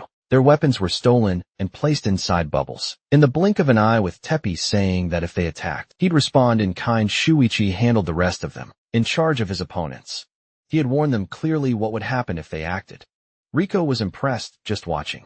Those two had so much battle experience. They could act like that. Shuichi told them to run for the exit while he kept them busy, but after a while all the men were defeated, leaving only their boss, and he asked what he planned to do now, only angering the man further, as he stutters that he couldn't be underestimated like this. First he intended to kill the small fry, who were getting in the way and trying to escape, while the veterans stayed in front. But Shuichi wasn't going to allow that, because those two weren't small fry.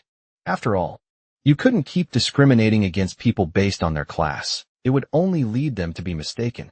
But little did they expect the enemy's attack to strike Shuichi's leg, and Teppei looked in shock at what had been taken from him. The man only smiled as he watched Shuichi fall to the ground, screaming in pain. That was the power of that red bracelet. Man disguised as green could cut off parts of an enemy, even from a distance, and the mana required for it was moderate overall. He shouldn't even have seen where the attack came from. And the man reveals he was actually a red bracelet all along. And of course the one he wore now was fake.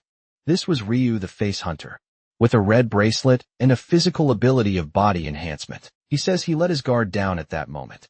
The look of desperation on their faces when the game changed was something he loved. Ryu ran in to try and help Shuji, but he shouted back not to come any closer than that right now, even against a single enemy. White bracelets were no match for a red bracelet. The same applied to blue ones. Instead, he orders them to run, instead of just worrying about him. Teppei ran to place himself in front of Shuichi. They would never just do nothing. He might not be a match for him now, but if he were gone there'd be no guide left to help them grow. That's why Teppei stepped in front and attacked Ryu, who tried to defend himself using his combat knife. The protagonist asked to be allowed to help, but Teppei immediately yells no again. He should prioritize getting Shuichi to a safe place. He would handle the rest somehow. And so the two of them followed through, even with Shuichi pleading for his comrade to stop, since he couldn't defeat him. The same applied to the two novices. He just wanted the two of them to run. But Teppei intended to show him. This was the moment of kill or be killed, which made Ryu laugh upon seeing that. They must be feeling cornered. It was simply magnificent. But even so, he wasn't the only one faking his class around here. And so Ryu shouts for Teppei to be careful, because an attack was coming from behind him. That was the look Ryu wanted to see. The look of someone afraid. And he took a full punch before flying far away. At that moment he began being kicked by other men, and Riku ran to try and help him. While he was on the ground, Teppei apologizes to his comrade. After all that had been done for him, even in the real world he was a nobody. He was just enslaved by a company he hated working for. Ave broken and without any hope in life. Teppei was one of the worst in the inverted world, despite hoping to stand up for himself. And within all that struggle and despair, that's when he met Shuichi. He took him impatiently when he didn't know how to do anything, answering the same questions again and again, without getting frustrated. And now it's time for the finishing blow. You intended for his opponent to show one last expression of fear before the end with his red bracelet. He would use his meteor bomb, which exploded the target into pieces. The mana required was none since it came from a scroll. The other man ran far away, leaving Teppei on the ground. The protagonist had no intention of leaving him there. He prepares his attack with a fire blast. Teppei yells at him to stop and not to come any closer than that, and his ability was activated on Riku, who got trapped inside it. Unable to move, questioning what he thought he was doing, he asked to be released, but Teppei smiles, saying he at least wanted to look cool in his final moments in front of the newbies. But the protagonist didn't intend to let him die for them. After all, he was also an important person, and Shuichi was nearly begging him not to die. Even so, you fired his attack, and Riku concluded that Teppei was a hope, a living proof that people could improve in life. Shuichi begs for him to stop and not destroy that hope, but Teppei smiles, thanking him because he had received such trust until the very end. The explosion happens and Riku is blown away, while still inside the bubble, with nothing left there but Teppei's items. The men saw that he at least had some items with him. It wasn't bad for a mere blue bracelet. The protagonist remembers that someone was alive, as long as their inventory items didn't drop. But since Teppei's inventory had dropped, it was clear what had happened. Yu gets up and even steps on the apples carved by Teppei, now that he made him die, even though he wanted to make him suffer a little more. He was an annoying guy, died in such a boring way that it didn't bring even a little bit of relief in his final moments. She so approaches Rick, who, unable to believe that really happened before her eyes, crying over the death she witnessed. Then, she's surprised when she sees the protagonist getting up and says she will never forgive him for what he just did. Ryu kept mocking Teppei's death until the very end. He called him someone with a boring life who had a death just as dull. Although Ryu's attack reached Ryu, he defended himself without much trouble. He asked if he really thought an attack of that level would work on him. But that didn't matter because Ryu wanted to end him no matter what. Still, you just mocked the protagonist's anger. After all, he was just a small guy with a white bracelet and no worth at all. Maybe you should stomp him out, just like he did with that other guy not long ago. Annoyed, Ryu responded that Teppei was not pathetic and defended him. The truly pathetic ones were the guys who fought using dirty tricks. Ryu stuck out his tongue, still mocking the protagonist's words, cause winning was all that mattered in this world, no matter what they were inside the reverse world, where morality was also flipped upside down. Chisa kept driving Shuichi away while Ryu said, "The weak die and the dead can't talk anymore," which only tainted Teppei's smiling image. Riku said that just because the world was like this now, it meant the value of life should be thrown away. But Ryu couldn't care less about any of the things he defended so strongly. He intended to twist that arrogant expression on his face into pure despair. Some of Ryu's men rushed Riku right away to beat him down, and the protagonist challenged them to try, if they really thought they could, fired his fire magic, and the men shielded themselves with their arms. They realized it wasn't a skill, but a magic spell being fired non-stop. They discovered Riku's fire magic came from a scroll and didn't use mana. One of them decided to create a distraction, using his ability to speed up his movements. He told his partner to focus on defense while he ran. If they could force Riku to use everything he had, they might win. The other man had a skill to boost his own defense, but the protagonist had no intention of letting a man get in his way. Magic circled around the running man and trapped them both inside a ring of fire. You felt that something was off now that he was watching the fight. Even if Riku had filled his inventory with a maximum number of scrolls, that limit was 12, but he already used way more fire attacks than that. By now, even being a skill, he hadn't lost his breath, so you couldn't understand what was going on. Maybe Riku had some MP limitation issue or something like that. Chisa was impressed by his power and shouted for him to keep going. The men couldn't understand anything anymore, as their surroundings had become a sea of flames. The power just kept growing with no sign of slowing down. They couldn't understand why they were facing a mere white bracelet user. But it didn't take long before the two men were blown far away. Ryu looked on in surprise because the two had been defeated, and they even knocked over a small cage covered with a cloth nearby. The protagonist sighed, because now there was only one left to finish off. And Ryu asked what the hell just happened, saying he wouldn't forgive him this time. They ordered their men to get up and take Riku down right now, and one of them used earth magic to trap the protagonist's feet. Ryu took advantage of the moment to punch Riku in the face, who blocked with his arms. But he was still sent flying into a wall. He shouldn't have died from that. But Ryu was going to kill him anyway for hitting the cage earlier. The other man with earth magic launched even more attacks to bury Riku. After all, he was just a white bracelet guy. There was no way he'd win. She just screamed the protagonist's name. When she saw the place he was in, being buried, she asked Shuichi not to move, because she was trying to stop the bleeding. But it was hard, and Shuichi pointed out that the men were approaching, and now aiming at them. He wanted Shiza to run for her life, using the teleport ability. Ryu approached to check if the old man was already dead. Then Shiza apologized before using her teleport, drawing a smile from Shuichi. He thought it was fine that way, and he wouldn't blame her for fleeing to save herself. But Chisa hadn't run. She grabbed a knife and prepared to fight. She used a technique she learned and attacked Ryu, who didn't even feel it praise her idea, but said that an attack from someone of such a low rank couldn't even scratch him. His body was reinforced with high-level techniques, and Chitsa couldn't defeat him. One of the men grabbed the girl to knock the knife from her hand and stop her from escaping. Shuichi shouted for them to stop, saying he would give them all his money and items, if that's what they wanted. But he cried for Chisa, because she was just a child and had nothing to do with any of this. Ryu laughed, saying that what he offered was impossible to accept. That was because their real target had been Chisa. From the very beginning, the others. They were just a warm-up and opening scene. Shuichi couldn't understand why they'd go through all that, for such a ridiculous reason. Then they fired magic at Shuichi and crystallized him on the spot. Shize screamed in desperation when she saw him turn into a small crystal. One of the men smiled, saying they managed to freeze Shuichi with the perfect expression. Shiza saw the monster capable of crystallizing people, locked inside the cage they were holding. And Ryu said that this was his well-trained pet named Pashi. It was a bit trickier to care for than regular dogs. Still, he agreed that Shuichi's crystal turned out quite well. Just when he thought he had won, he lost his legs and his companions.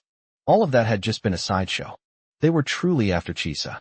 Ryu even took a photo with the crystal to keep mocking the situation. The girl then heard rumors of people who intentionally crystallized, others all there for money. But she couldn't understand such cruelty.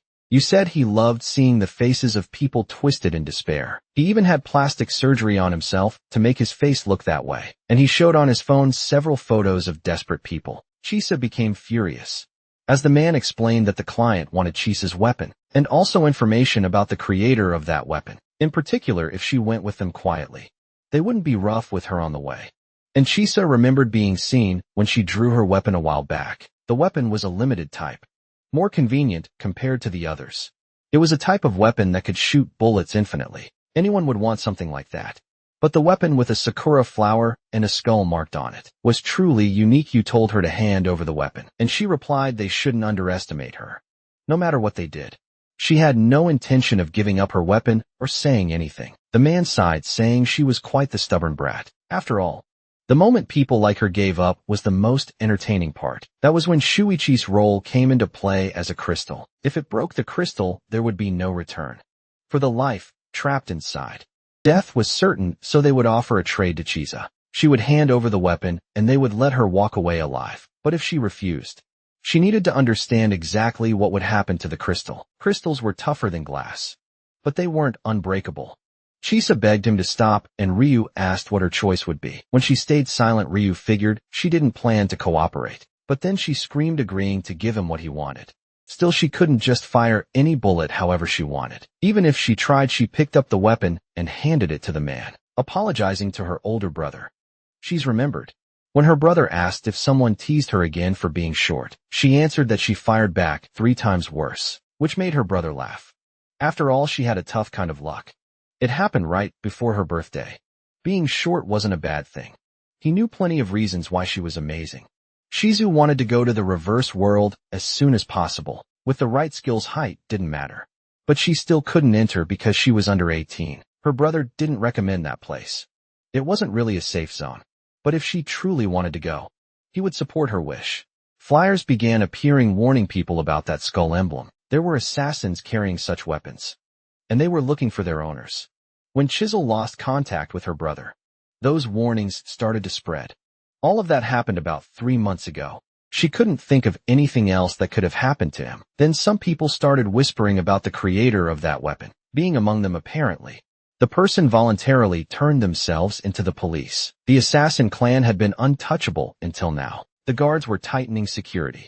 Chisa remembered still receiving gifts from her brother regardless. He congratulated her when she became an adventurer, giving her one of those weapons as a present. He asked her to use it, in case her ability wasn't enough to handle things. There was no way her older brother could have created such a deadly weapon. She wanted to believe there was a reason behind all of this. Chisa wanted to meet him and ask directly about everything. When Ryu grabbed the weapon, he told her to stop lying like that. Chisa replied that if she could have fired it, she would have done it a long time ago. He inspected the weapon, saying that if it fired without bullets, there was no need to reload. But the fact that the mechanism remained closed meant there had to be a way to activate it. She answered that she'd never heard of anything like that before, and wondered if her brother intended to teach her. When they met, we decided they just had to find the code somehow. But access was denied. Not even the input screen for the code appeared. Just a sense she didn't know the code. Not even the details. But Ryu told her to shut up and stop with the excuses all the time. It didn't seem to be a regular item. Now they had to figure out how it worked. Until she remembered they would just ask her body directly. Ryu ordered his men to take her, which surprised Chizin since they had said something different earlier. But of course, it had been alive from the beginning, and they broke their promise. Jesus' shocked face instantly drew a smile from Ryu. He even recorded for his collection so he could enjoy it later. Since she was a girl too, maybe they have a little fun later on. Jesus tried to make them stop, but they held her down to keep her from escaping. She screamed for help from her brother, and suddenly the rocks beside them exploded. When they looked, Riku had come out from under the rubble to help her. Going back a bit, Riku had been blasted away from the collapsing rocks. He didn't understand what had just happened. He should have been crushed against the wall when he was hit. Full force instead. He passed through the passage and avoided being crushed. Somehow, thinking back, something had activated right before that. Maybe it was the stone monument that opened the entrance to that place, and the inscription key somehow triggered their entrance there. For the one who wore the right would grant the power to break past their limits. That was when Riku suddenly felt something grabbing him from behind, from deep within his body. A kind of power began to rise. A new figure emerged, and the system recognized the new power awakening. It was called Limit Break, which boosts physical abilities. It seemed that was the reward for deciphering the monument. It was right at that moment he heard Chisa screaming for help, and he couldn't move forward to get out, because there were still rocks in front of him. His fire magic was completely useless against that wall of stone, so he thought about the ability he had just acquired. Now wasn't the time to hesitate. And he awakened the ultimate inferno. It was the highest level of fire magic power, and he used it to blast through the stones. His physical abilities also kept increasing greatly. Immediately the men were shocked that Riko was alive. Chisa shouted that they had turned Shuichi into a crystal, and Ryu told her to shut up. After all, they had managed to destroy his collection in the phone, where he kept the photos, even his monster. Pochi was destroyed by the flying rocks. Ryu was furious when he saw that happen, but things were bad enough already. He told Ryu that most of the people he wanted to protect were already gone, even if he had returned. Someone with a white bracelet couldn't do anything now, but the protagonist ignored him and simply punched him straight in the face. As Ryu's belongings flew away, Chisa tried to break free from the man holding her. When she succeeded, Riku stepped in and punched the man full force. The other man took a solid punch, while Chisa grabbed the crystal and the weapon. The other two men just stood and watched in shock at what had happened. Chisa ran to get the items, using what little MP she had left to teleport, and she felt like she was starting to collapse after running so much. Riku immediately ran to catch her before she hit the ground and got hurt. Chisa got a little emotional seeing that, but then told him to back off. She also asked what happened to his hair, which had turned red. They could talk about that later. But for now, they had to run. They needed to get somewhere safe now. But the other two men intended to immobilize Riko using stone magic. The protagonist was captured and called an idiot for falling into the same trap again, but he told the guy to shut up and headbutt the attacker to knock him down. Riko hadn't dodged before, because there was no need to keep avoiding things. Chisa then shouted for him to be careful, because Ryu had appeared behind him. Ryu was furious for having been punched and getting his face messed up like that. Then Riku simply grabbed Ryu's sword like it was nothing. That gave Chisa just enough room to act, and she kicked him hard between the legs. Knowing it was a weak point, Ryu fell to the ground, and Ryu reminded himself it was too soon for him to pass out. He still owed him something. It was time to test a new technique. He explained, that everything he had done so far was just physical reinforcement, but his true skill was the Grandmaster grade Ultimate Inferno, which he would now use. You backed away in desperation, begging for his life as much as he could. He even dropped all of his items on the ground, in hopes of being spared. Riku shot back that if Teppei had begged for his life, they still wouldn't have spared him. He had already said why none of them would be spared, and hit the attack dead on. His power even pierced the tower and reached the outside, leaving a crater. Ultimate Inferno allowed him to control flames that burned anything to ash. After using the power, Riku dropped to his knees seeing that Ryu was still alive. Even so, he couldn't bring himself to kill him and cried, feeling pathetic. It should have been enough. But Riku was frustrated with everything that happened. Teppei would have certainly said that taking lives was never a good thing. Still, the protagonist wanted to believe that he had avenged Teppei's death. Suddenly a woman appeared at the entrance after finally finding him. There wasn't supposed to be a hole there before, but now one had appeared. And Orica knew it had been made by human hands, asking what all of this was. When Orica asked about the arsonist, Riku realized they were talking about him. He remembered. She was the assistant who helped discover people's abilities before. However, he wondered why she was in a place like this now. Orica replied that she just wanted to have a little chat, and suddenly she appeared behind them, wanting to know the full story. Riku was shocked. It seemed like Orica had used teleportation magic. She sat hid behind the protagonist when Orica pulled out a weapon. Or rather, she drew the power scanner she had used earlier to identify abilities in a freak who was a white-ranked bracelet. He had really good reflexes. The cipher and teleport, as Orica expected, weren't strong enough skills. At least not enough to make that massive hole in the wall. When the protagonist got confused, Orica smiled and introduced herself as a member of the guard. She knew he had participated in the ability assessment that morning. Still, it seemed like he got wrapped up in a huge mess pretty fast. Rika responded that it wasn't like that. They got dragged in by accident. They were attacked by those guys now lying on the floor over there. Shisa told her about the things they did to her body, and how they even recorded it. Orca asked them to summon all up, wanting to know if they came alone. They explained that they had entered the dungeon with two kind adventurers. Those were Teppei and Shuchi, green and blue ranked adventurers. They had treated them well, taught them and guided them. Then Ryu and his men suddenly appeared inside. Teppei was killed and Shuichi was turned into a crystal by the group. Orga asked if they were able to fight back, and if that's how it all happened. While Riku was separated for a moment, Chai's was almost taken away. Orca saw what was behind the monument, and the protagonist explained the power he received from it, and it was with that power that he defeated them. But even so, Orca couldn't believe it. There was no way a white rank bracelet could do something like that. But Chai's insisted it was true. She still wanted proof and Riku's knowing he had no choice. However, instead of being able to demonstrate the power, he realized he couldn't use it again. That was because Limit Break could only be activated one day later, and even then it could only be used for 3 minutes a day. There was also a small warning. Riku had noticed at first there was a significant risk, and he probably shouldn't use the power without thinking.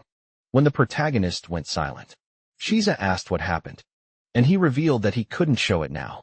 So Erika concluded he had just lied. The idea of a white rank doing all that alone sounded like fantasy. Besides, behind the monument, there was nothing but the outer wall of the place. Even the section that crossed the point in the hole had nothing beyond it, so it was impossible for Riku to have entered anywhere other than that location, the protagonist's side. He had no intention of forcing Origot to believe all of this. He didn't care if they called him a liar. He just wanted those men to be judged fairly. He also wanted Shuichi to return to normal as quickly as possible. That Erika could agree with, since forging a bracelet was a serious crime. She needed to hear her side too, and would handle everything properly. At that point, Orica recognized that man's face as belonging to a hunter. She didn't know the full details of the case, but he was guilty of several other crimes they needed to investigate, including the entire massive accident. But usually those guys operated above the common floors, so it was strange that they would appear on such a low level. Either way, Orica decided they would hear Riku's side of the scroll incident. Riku stammered that you really did use magic, but they all attacked first. Orica confirmed through investigation that it was all in self-defense, but she was now interested in the weapon Shizu was carrying. The protagonist remembered having seen that weapon a little earlier, as well. Orca asked if Chisa knew the weapon belonged to an assassin clan. The girl got nervous trying to answer and explain herself, and her vision began to blur until suddenly she fainted, shocking and worrying Riku. Riku believed she must have used up all her MP, since she had fought non-stop. Orca agreed that this was a real problem. She could make her speak now. Either way, she asked if the protagonist knew anything about the weapon. As he stayed silent, his silence seemed to mean no. The weapon Chisa had was enough to be considered a real crime. Rico remembered Chisa saying the weapon couldn't be shown in public, and beyond that, Chisa's older brother was a wanted criminal if his sister carried the weapon. It was possible she was also a member of the assassin clan. The protagonist objected, saying that shouldn't it be possible, even if he had known her for long. He didn't believe it was true. She had risked her life to save him. And Rika hesitated for a moment. Orca smiled and asked what was wrong for him to go so quiet. He felt like an idiot. Maybe he was being tricked into revealing everything he knew, but he couldn't help it. She was unconscious and wouldn't open her inventory, but there was a way for Rika to check what was inside it. Rika got worried about what she meant by that. All of a sudden, just because she was a guard didn't mean she could go that far. Then Eureka mentioned Tenmakai. The line of the heavens is vast and wide. Nothing escapes it when the protagonist didn't understand. She said it was a proverb. It meant that evil could be destroyed no matter where it went anyway. Orca told him to get out of her way because he was in it, but he refused to move, which made her decide to try stopping him right away. At least that's what she wanted to see. To know if he could actually do it. Orca jumped and attacked Riku with a strong kick to the head. He defended himself even though he felt how heavy the attack was, but she said he still had a long way to go. His consciousness was ready to fade under the blow's weight, but he held on even so. Eureka thought she had landed the hit squarely, but he stayed awake. Rika was having trouble with his MP even while trying to fight her. He then fired fire spells at Eureka, who jumped over them, but she just teleported closer, which left him frustrated.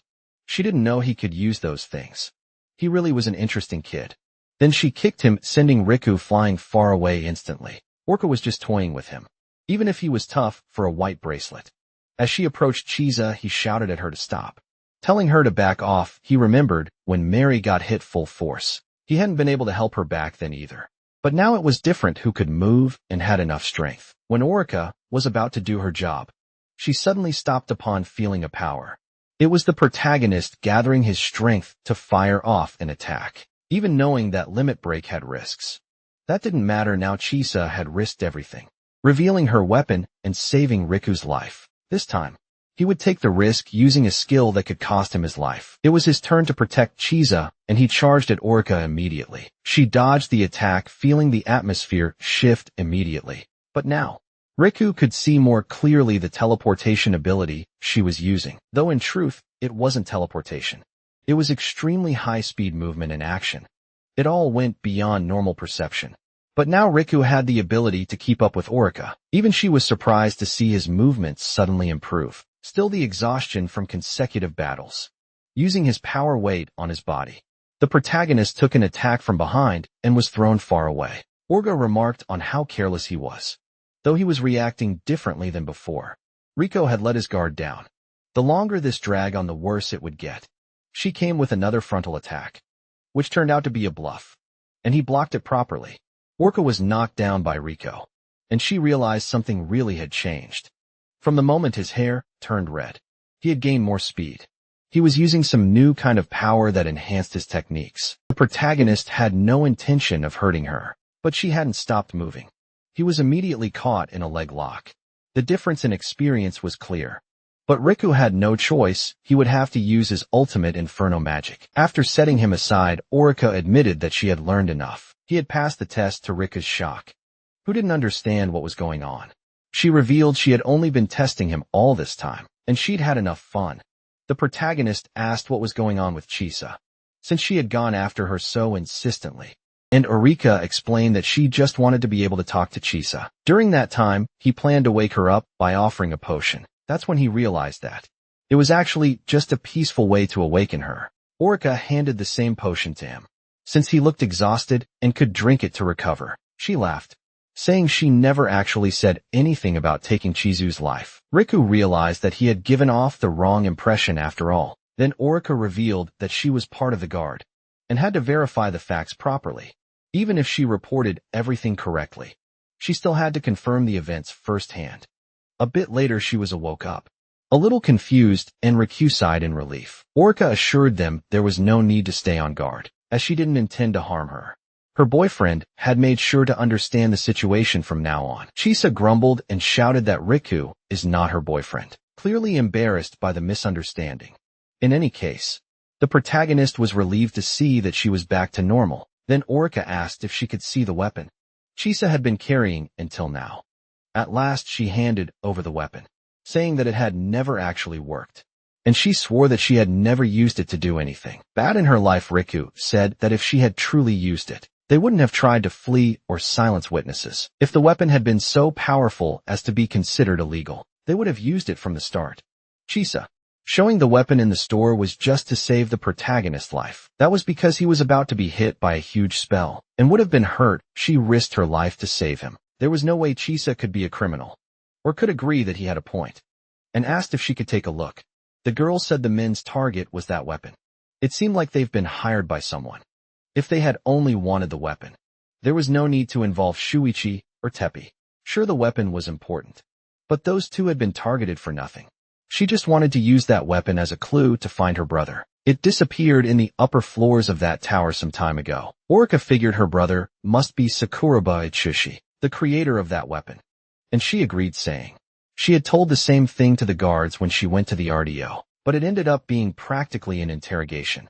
She got dragged into the guard, apologized for that there were some rude guards, and she knew it well. Anyway, Orca asked if she didn't have the weapon at that time, and Chisa confirmed it. She received the weapon later at her inn. She didn't know how, but her brother sent it as a birthday gift. Since she was often teased for being small, it tried to help her somehow. Therefore, Chisa wanted to believe that he wasn't the founder in Assassin Clan, and she would prove it as soon as she found him. She wanted to believe in her brother, not Riku. Could understand why Chisa wanted to reach the top of the tower. Items and weapons made in the Ardu couldn't be brought into the real world. He also couldn't open his inventory in reality. It was a tough system to manage. Trading items was difficult, especially with all the risks of coming and going. There was no real point in walking around with her through the real world. It was clear that the weapon had been sent to Chisa after she entered the Ardo.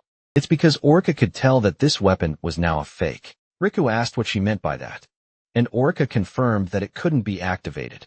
And more importantly, the mark on it was different from the original, so she returned it to Chisa, who was still quite shocked by what she had heard.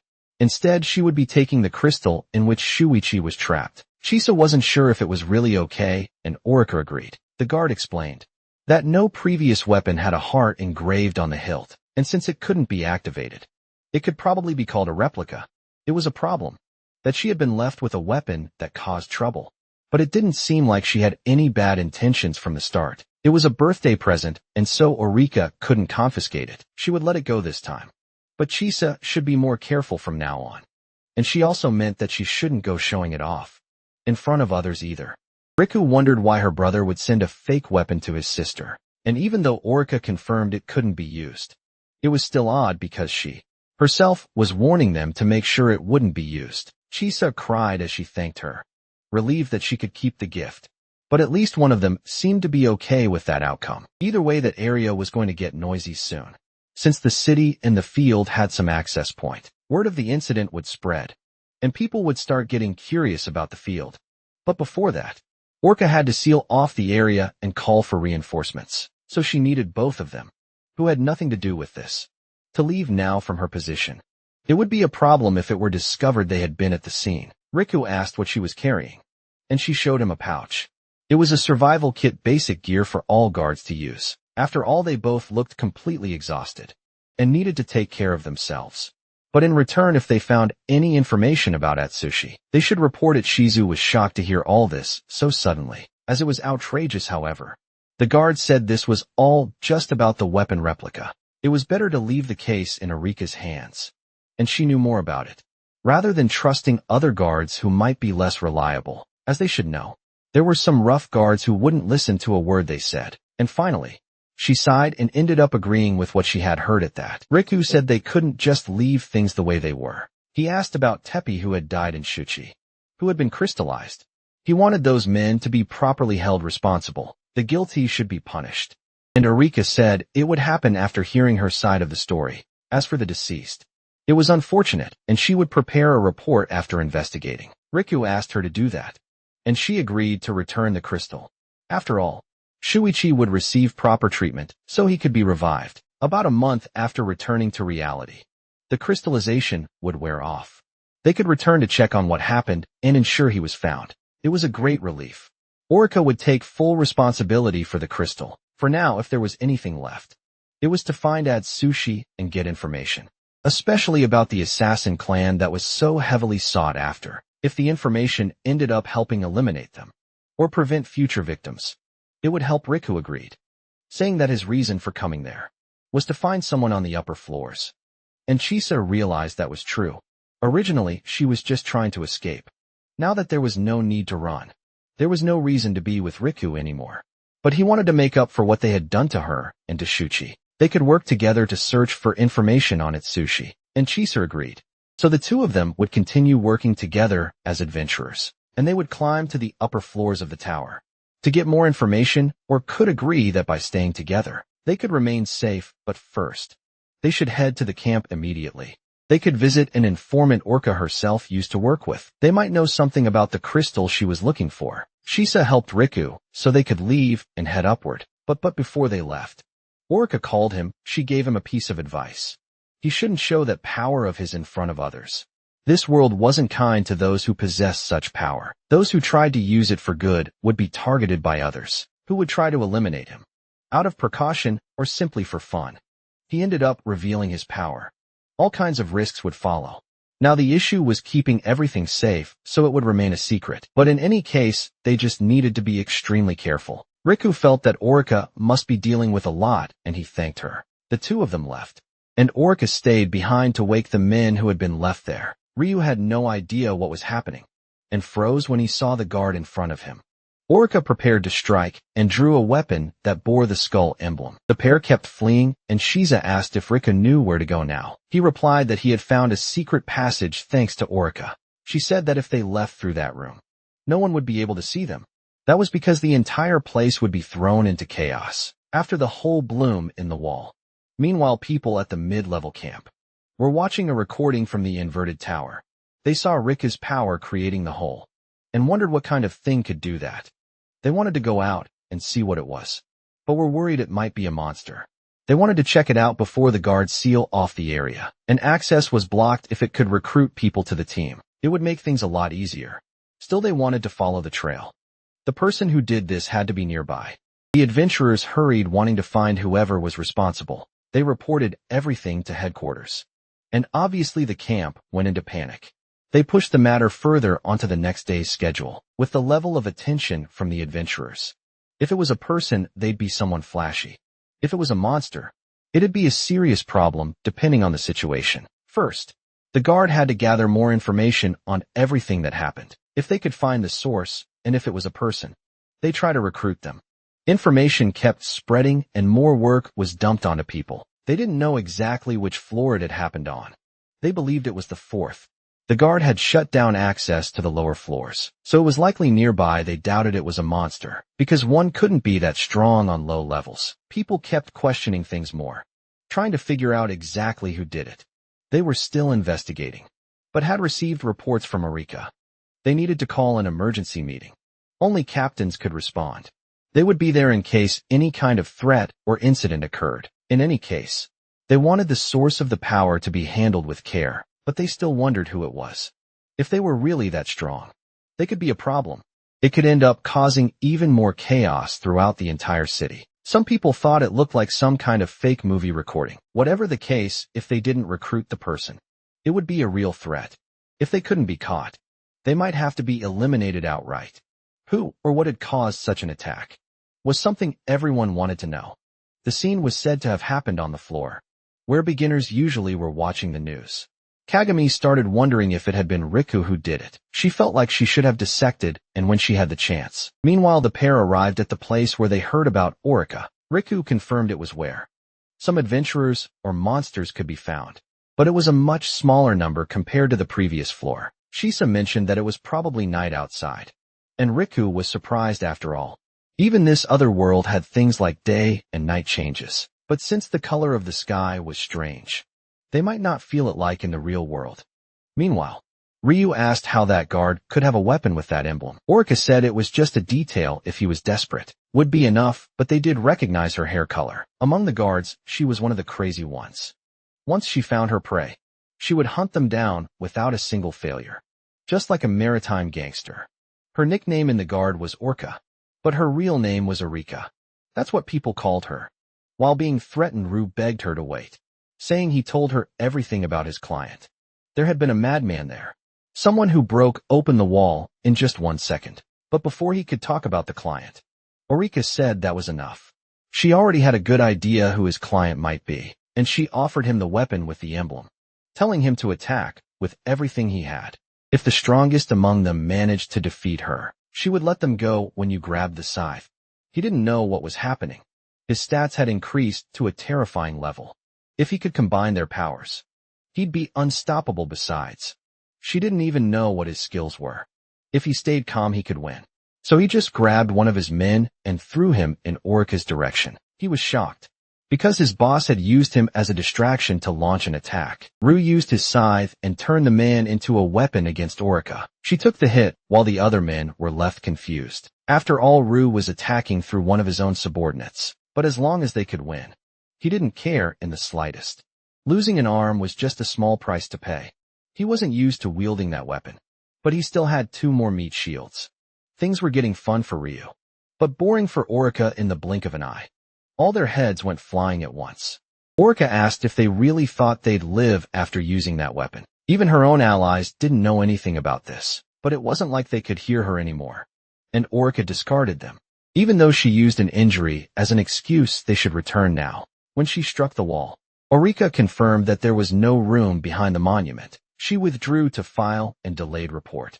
The signal there was bad, and she'd share the details later. She had encountered an unknown individual and ended up getting injured. She believed they were the one who made the hole in the wall, inside the floor.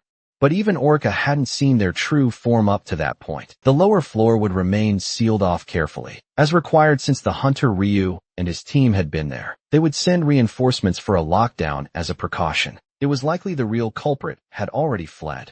At that moment, Orika decided to give the true culprit a code name, and they would call this culprit the Ghost. Meanwhile, Riku himself had no idea how things ended up like this. He was exhausted after everything that had happened that day. Truth is stranger than fiction. That's what people usually said.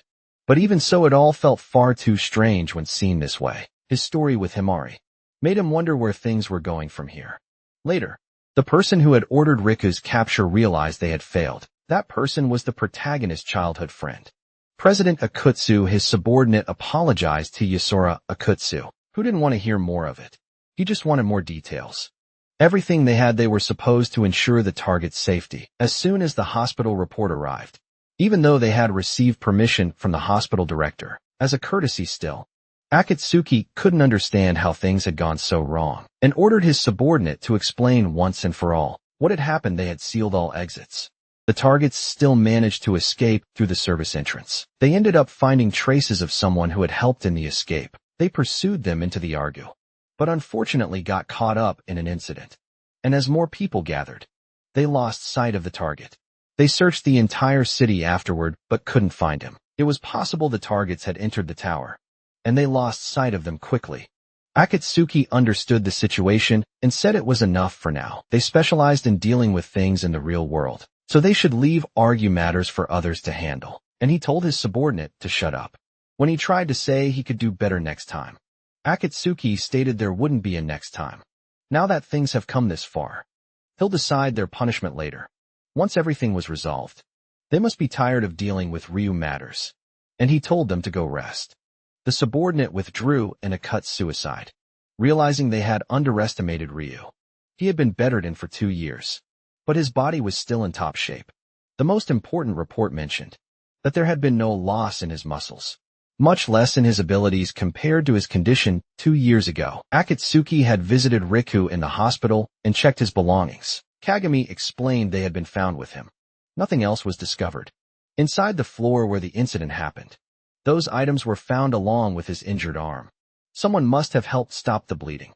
But Akatsuki froze, because he found a handkerchief that belonged to Himari, and he was in shock if that were the case. You didn't know why Riku had something like that in his possession. Akatsuki couldn't believe the protagonist had been with Himari before. She had avoided all contact with Akatsuki since their school days. I wondered if Kimori was actually still on the other side of the reverse tower. That was because Himari Hinamoto was Akatsu's fiancée, and he had kept her handkerchief ever since.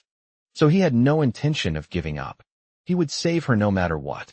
To do that, Akatsu wanted to hear everything Riku might know about her, and so he made a call to release the legend into the Ardu. This person in question was the hero who conquered the tower, Agito Semigami. That's why Akatsuki called Agito, so they could be set into motion.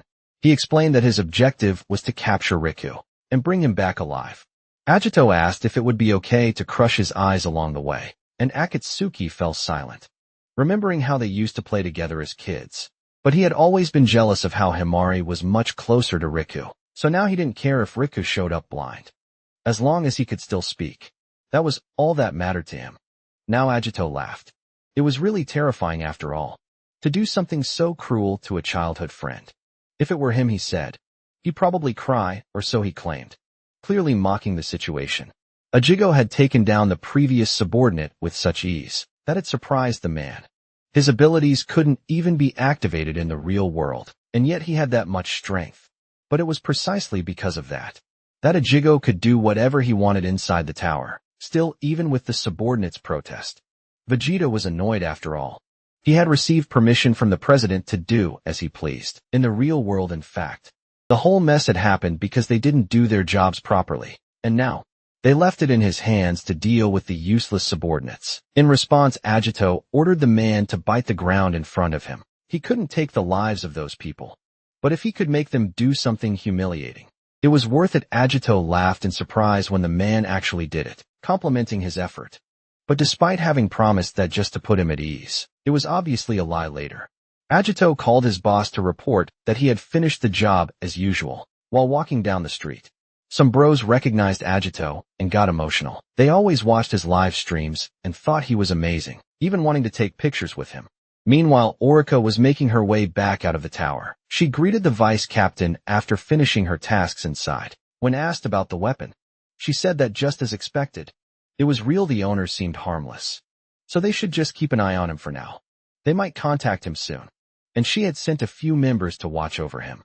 Suddenly a man appeared, shouting to speak with the captain. He was worried, because he heard that she had gotten hurt inside the dungeon. He even yelled when he saw that she really had gotten injured during her mission to the tower. People called her a gangster and emotionless, but she was still a delicate woman. The vice captain apologized for the mess, and she replied that it was fine. But beyond that, he said there was a summons from the commander of the guard. It was probably about the case involving the so-called ghost. Orika understood the situation, but since she was in a good mood, she decided to go along. Meanwhile, Shizu woke up after having a good rest through the night. She was starting to get dressed when Riku woke up as well. He screamed in shock because for some reason, he was sleeping right next to her, and he shot back that he didn't have a choice. It was the only 10 available. Riku ended up getting kicked outside without a chance to argue. Shizu couldn't believe that co-workers could function like that. Still, she knew that he had helped her a lot during those past few days. She hadn't even managed to properly introduce herself after everything. Then she began talking again about her brother's case with Riku. They had lost their parents, and her brother started taking care of her. They weren't wealthy, but at least they managed to survive. Creation was his special ability, and it was well known around there. However, she suddenly lost contact with him after a while. After getting some information, she found out he was likely inside the tower, more specifically on the upper floors of that tower. Riku understood that she was looking for guild mates to reach the top, and she agreed that no one helped her except him. Then he told her he was in the same situation, because he was looking for someone too, due to his weakness.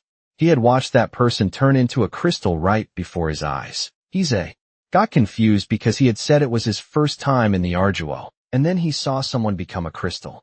Rico agreed because he was on the floor during the big day. When everything happened, he was with his childhood friend back in school. He had said some really awful things to her. They drifted apart after that, and when they reunited, they got caught in the incident when tried to escape with her. She protected him and turned into a crystal. Riku reflected that things might have been different if he hadn't provoked them, if he had changed his target. From Himari much earlier, it was all his fault because of her judgment. A serious problem occurred, and she got hurt. There had to be a way to fix things. And he was determined to save Himari. Chisa asked if he loved her, and Riku stammered that it wasn't like that. But if she was that important? She asked why he never spoke up, even from afar, and he explained that Himari had moved abroad after everything happened. Chisa insisted there were social networks and ways to reach her, and Ricky understood her point. He truly wanted to apologize properly, but unfortunately nothing worked. He figured she must have hated him deeply.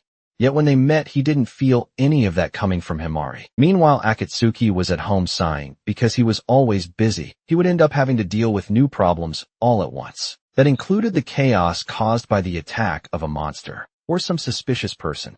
During a call, he requested that they'd bring him back because he seemed very special. If the only one who could even do something like that, they should contact him as soon as possible. He had high hopes. Kagami was on the call after hearing all this, in order to retrieve Riku. Meanwhile, the duo was still inside the dungeon when the protagonist noticed Shi's gaze. He was confused until she commented that he was pretty ordinary, no matter how much she looked. That was almost rude in Riko's opinion. She's always wondered how it was possible it was just a white bracelet and could still use the decoding skill. And yet he got stronger when his hair color changed. Besides that, he claimed to be a survivor from the upper floors and had survived the fall. Rika knew all those things were indeed strange. At the time, she was really desperate, trying to get the crystal from a high-floor monster. He thought he had died in the fall. When he hit the water, his body felt light and he barely felt the impact. It was like being enveloped by something. When he realized it, a window appeared saying he had acquired the decoding ability. Riku felt that something different had happened and wondered what it was. She's asked if he received the skill as a reward for killing the monster, and he agreed that maybe that was the case.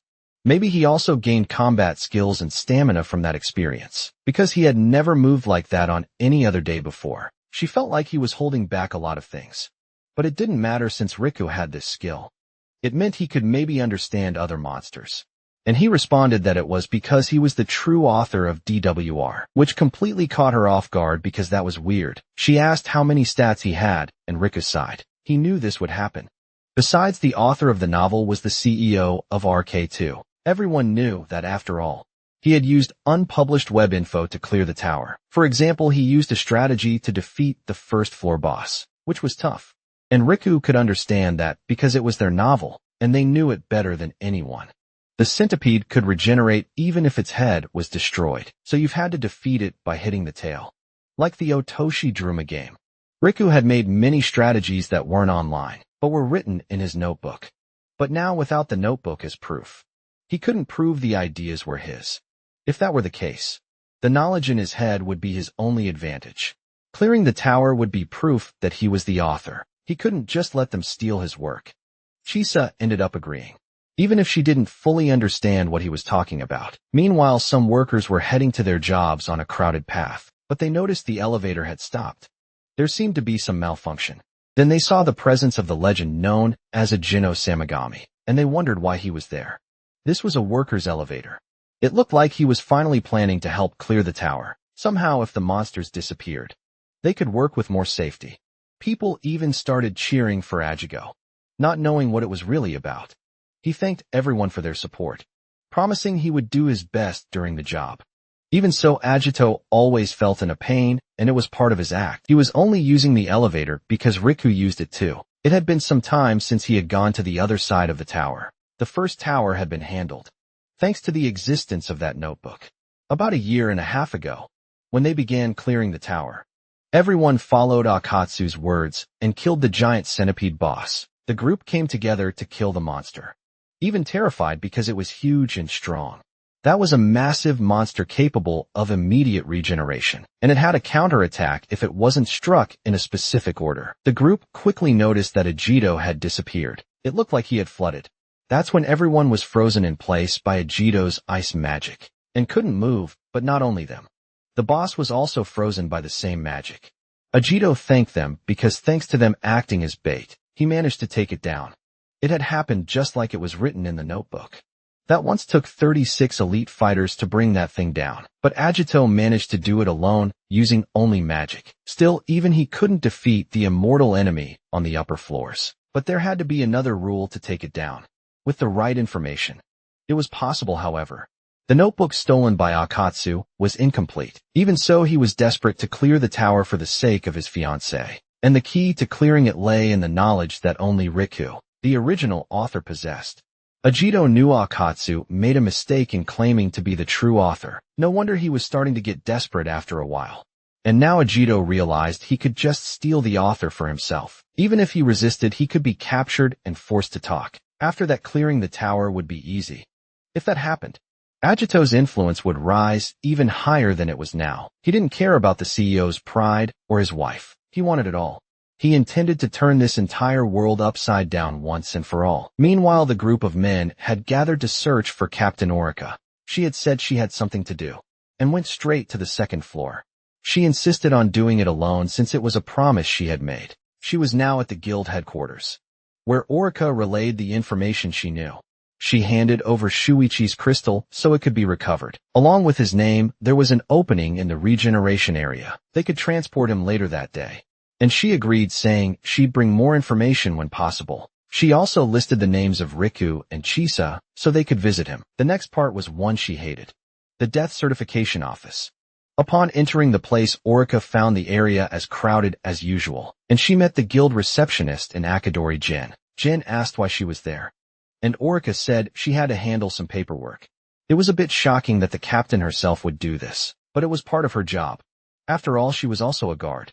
And if it were up to him, he got it done quickly. She handed over Teppei's bracelet, which they used to verify identification. They used the materials to identify, and read information about the person.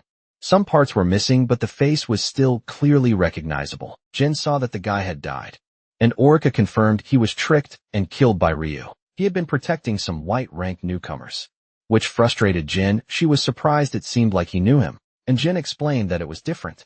He remembered him from a record dated 6 months ago.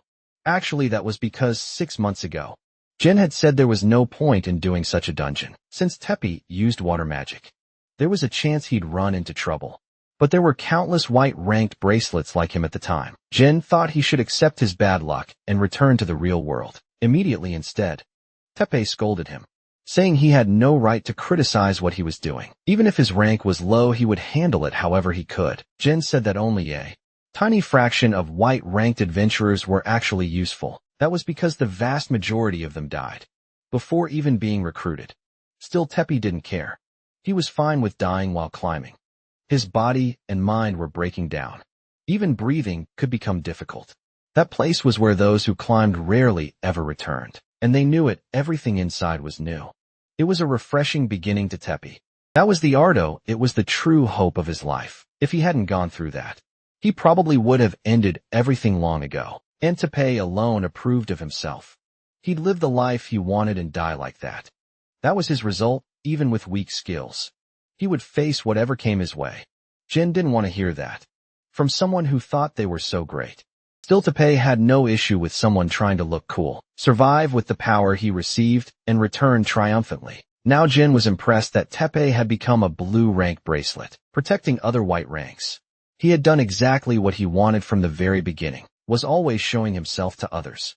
And Erika could understand Jigen's reaction. He tried to push Teppei away and scare him with his words before. But still, people never stop aiming for the top, even knowing the risk of the fall, because there was something greater they wanted to reach, something more important. If someone wouldn't listen to reason, all they could do was support them with everything they had, and Jin sighed, eventually agreeing. The smile, meanwhile. The workers didn't know what to do. After all, the elevator had completely frozen, and they had no idea how to fix it. Back with Erika's men, it seemed she had decided to join a mission. We saw the scene after the incident. And given the scale, they couldn't avoid getting involved. They were shocked when they heard about the huge hole in the wall. They thought it was some weird rumor, but it was confirmed to be real. It was a place where the captain and the legend had a great battle. Apparently, the current camp only existed thanks to that massive hole. Others didn't believe it because it just sounded like a stupid rumor. But it was true that Agito and Orica didn't have a good relationship. They were said to always fight for dominance in the ocean, like a shark and an orca either way. All they could do for now was pray that they wouldn't fight. Even so, they started feeling a bit of cold approaching. When they looked, they saw Orca had appeared. Realizing Ajito had arrived, she didn't know he was coming. And even some of her subordinates ran away to avoid trouble. Others stayed to greet Ajito. All smiles. But the two who were never supposed to meet ended up seeing each other. Right then they went straight toward each other without a pause. All of a sudden, meanwhile, Shiza commented that somehow everything felt kind of still. Teppei's food had been delicious, and she missed it also. Shuichi had always been very kind to them the whole time. But Chizuru herself couldn't do anything to stop what happened. Riku also felt things could have turned out differently if he had gained power earlier. Even frustrated, he began eating quickly, which surprised her. He obviously wanted to use the power he gained to save him and Mary. But if someone else was in trouble, he wanted to be able to help them too. He wanted to believe those possibilities existed, and that they would support each other, just like those two had supported them in the past, and worked hard to help. A person's strength wasn't in their rank, and they were proof of that, and to honor their efforts. It could become the strongest white bracelets. But first they needed to eat and grow stronger. Compared to him who used to feel full just from the restaurant's steam, this kind of thing was a real meal. And Shiza laughed, calling him an idiot. She promised that she would also get stronger and started eating. The food was good, but she still wished she could get her weapon to work. Somehow Rika knew that just owning it was still a crime, even if it seemed powerful. Chisa mentioned it was only a possibility that it was a crime. In fact, when she explained the situation, she had returned the weapon anyway. Normally, she kept it a secret and hid the weapon because it was a problem. Rika thought maybe Orica was actually being protective of Chisa, or maybe it was just to test his power of the time. Maybe he didn't even have to use his strength to break his limits. From the start felt like Orica had played with his emotions and made him expose himself. Either way, he said he could use it if he really thought it was possible. Chisa fiddled with the weapon's lock. By doing that, it would carry the strength of many people. That was when she touched the same part that Orica and the others had touched before. If it was a biometric reader, there was a chance it would only work with Chisa. And in fact, her identity was confirmed and the weapon was unlocked. Her brother had modified the lock on her room to use fingerprint recognition. So she figured the same thing might have been done to the weapon. So the video ends here. If you don't want to miss the next part, activate the notification bell and see you next time on Tab's channel.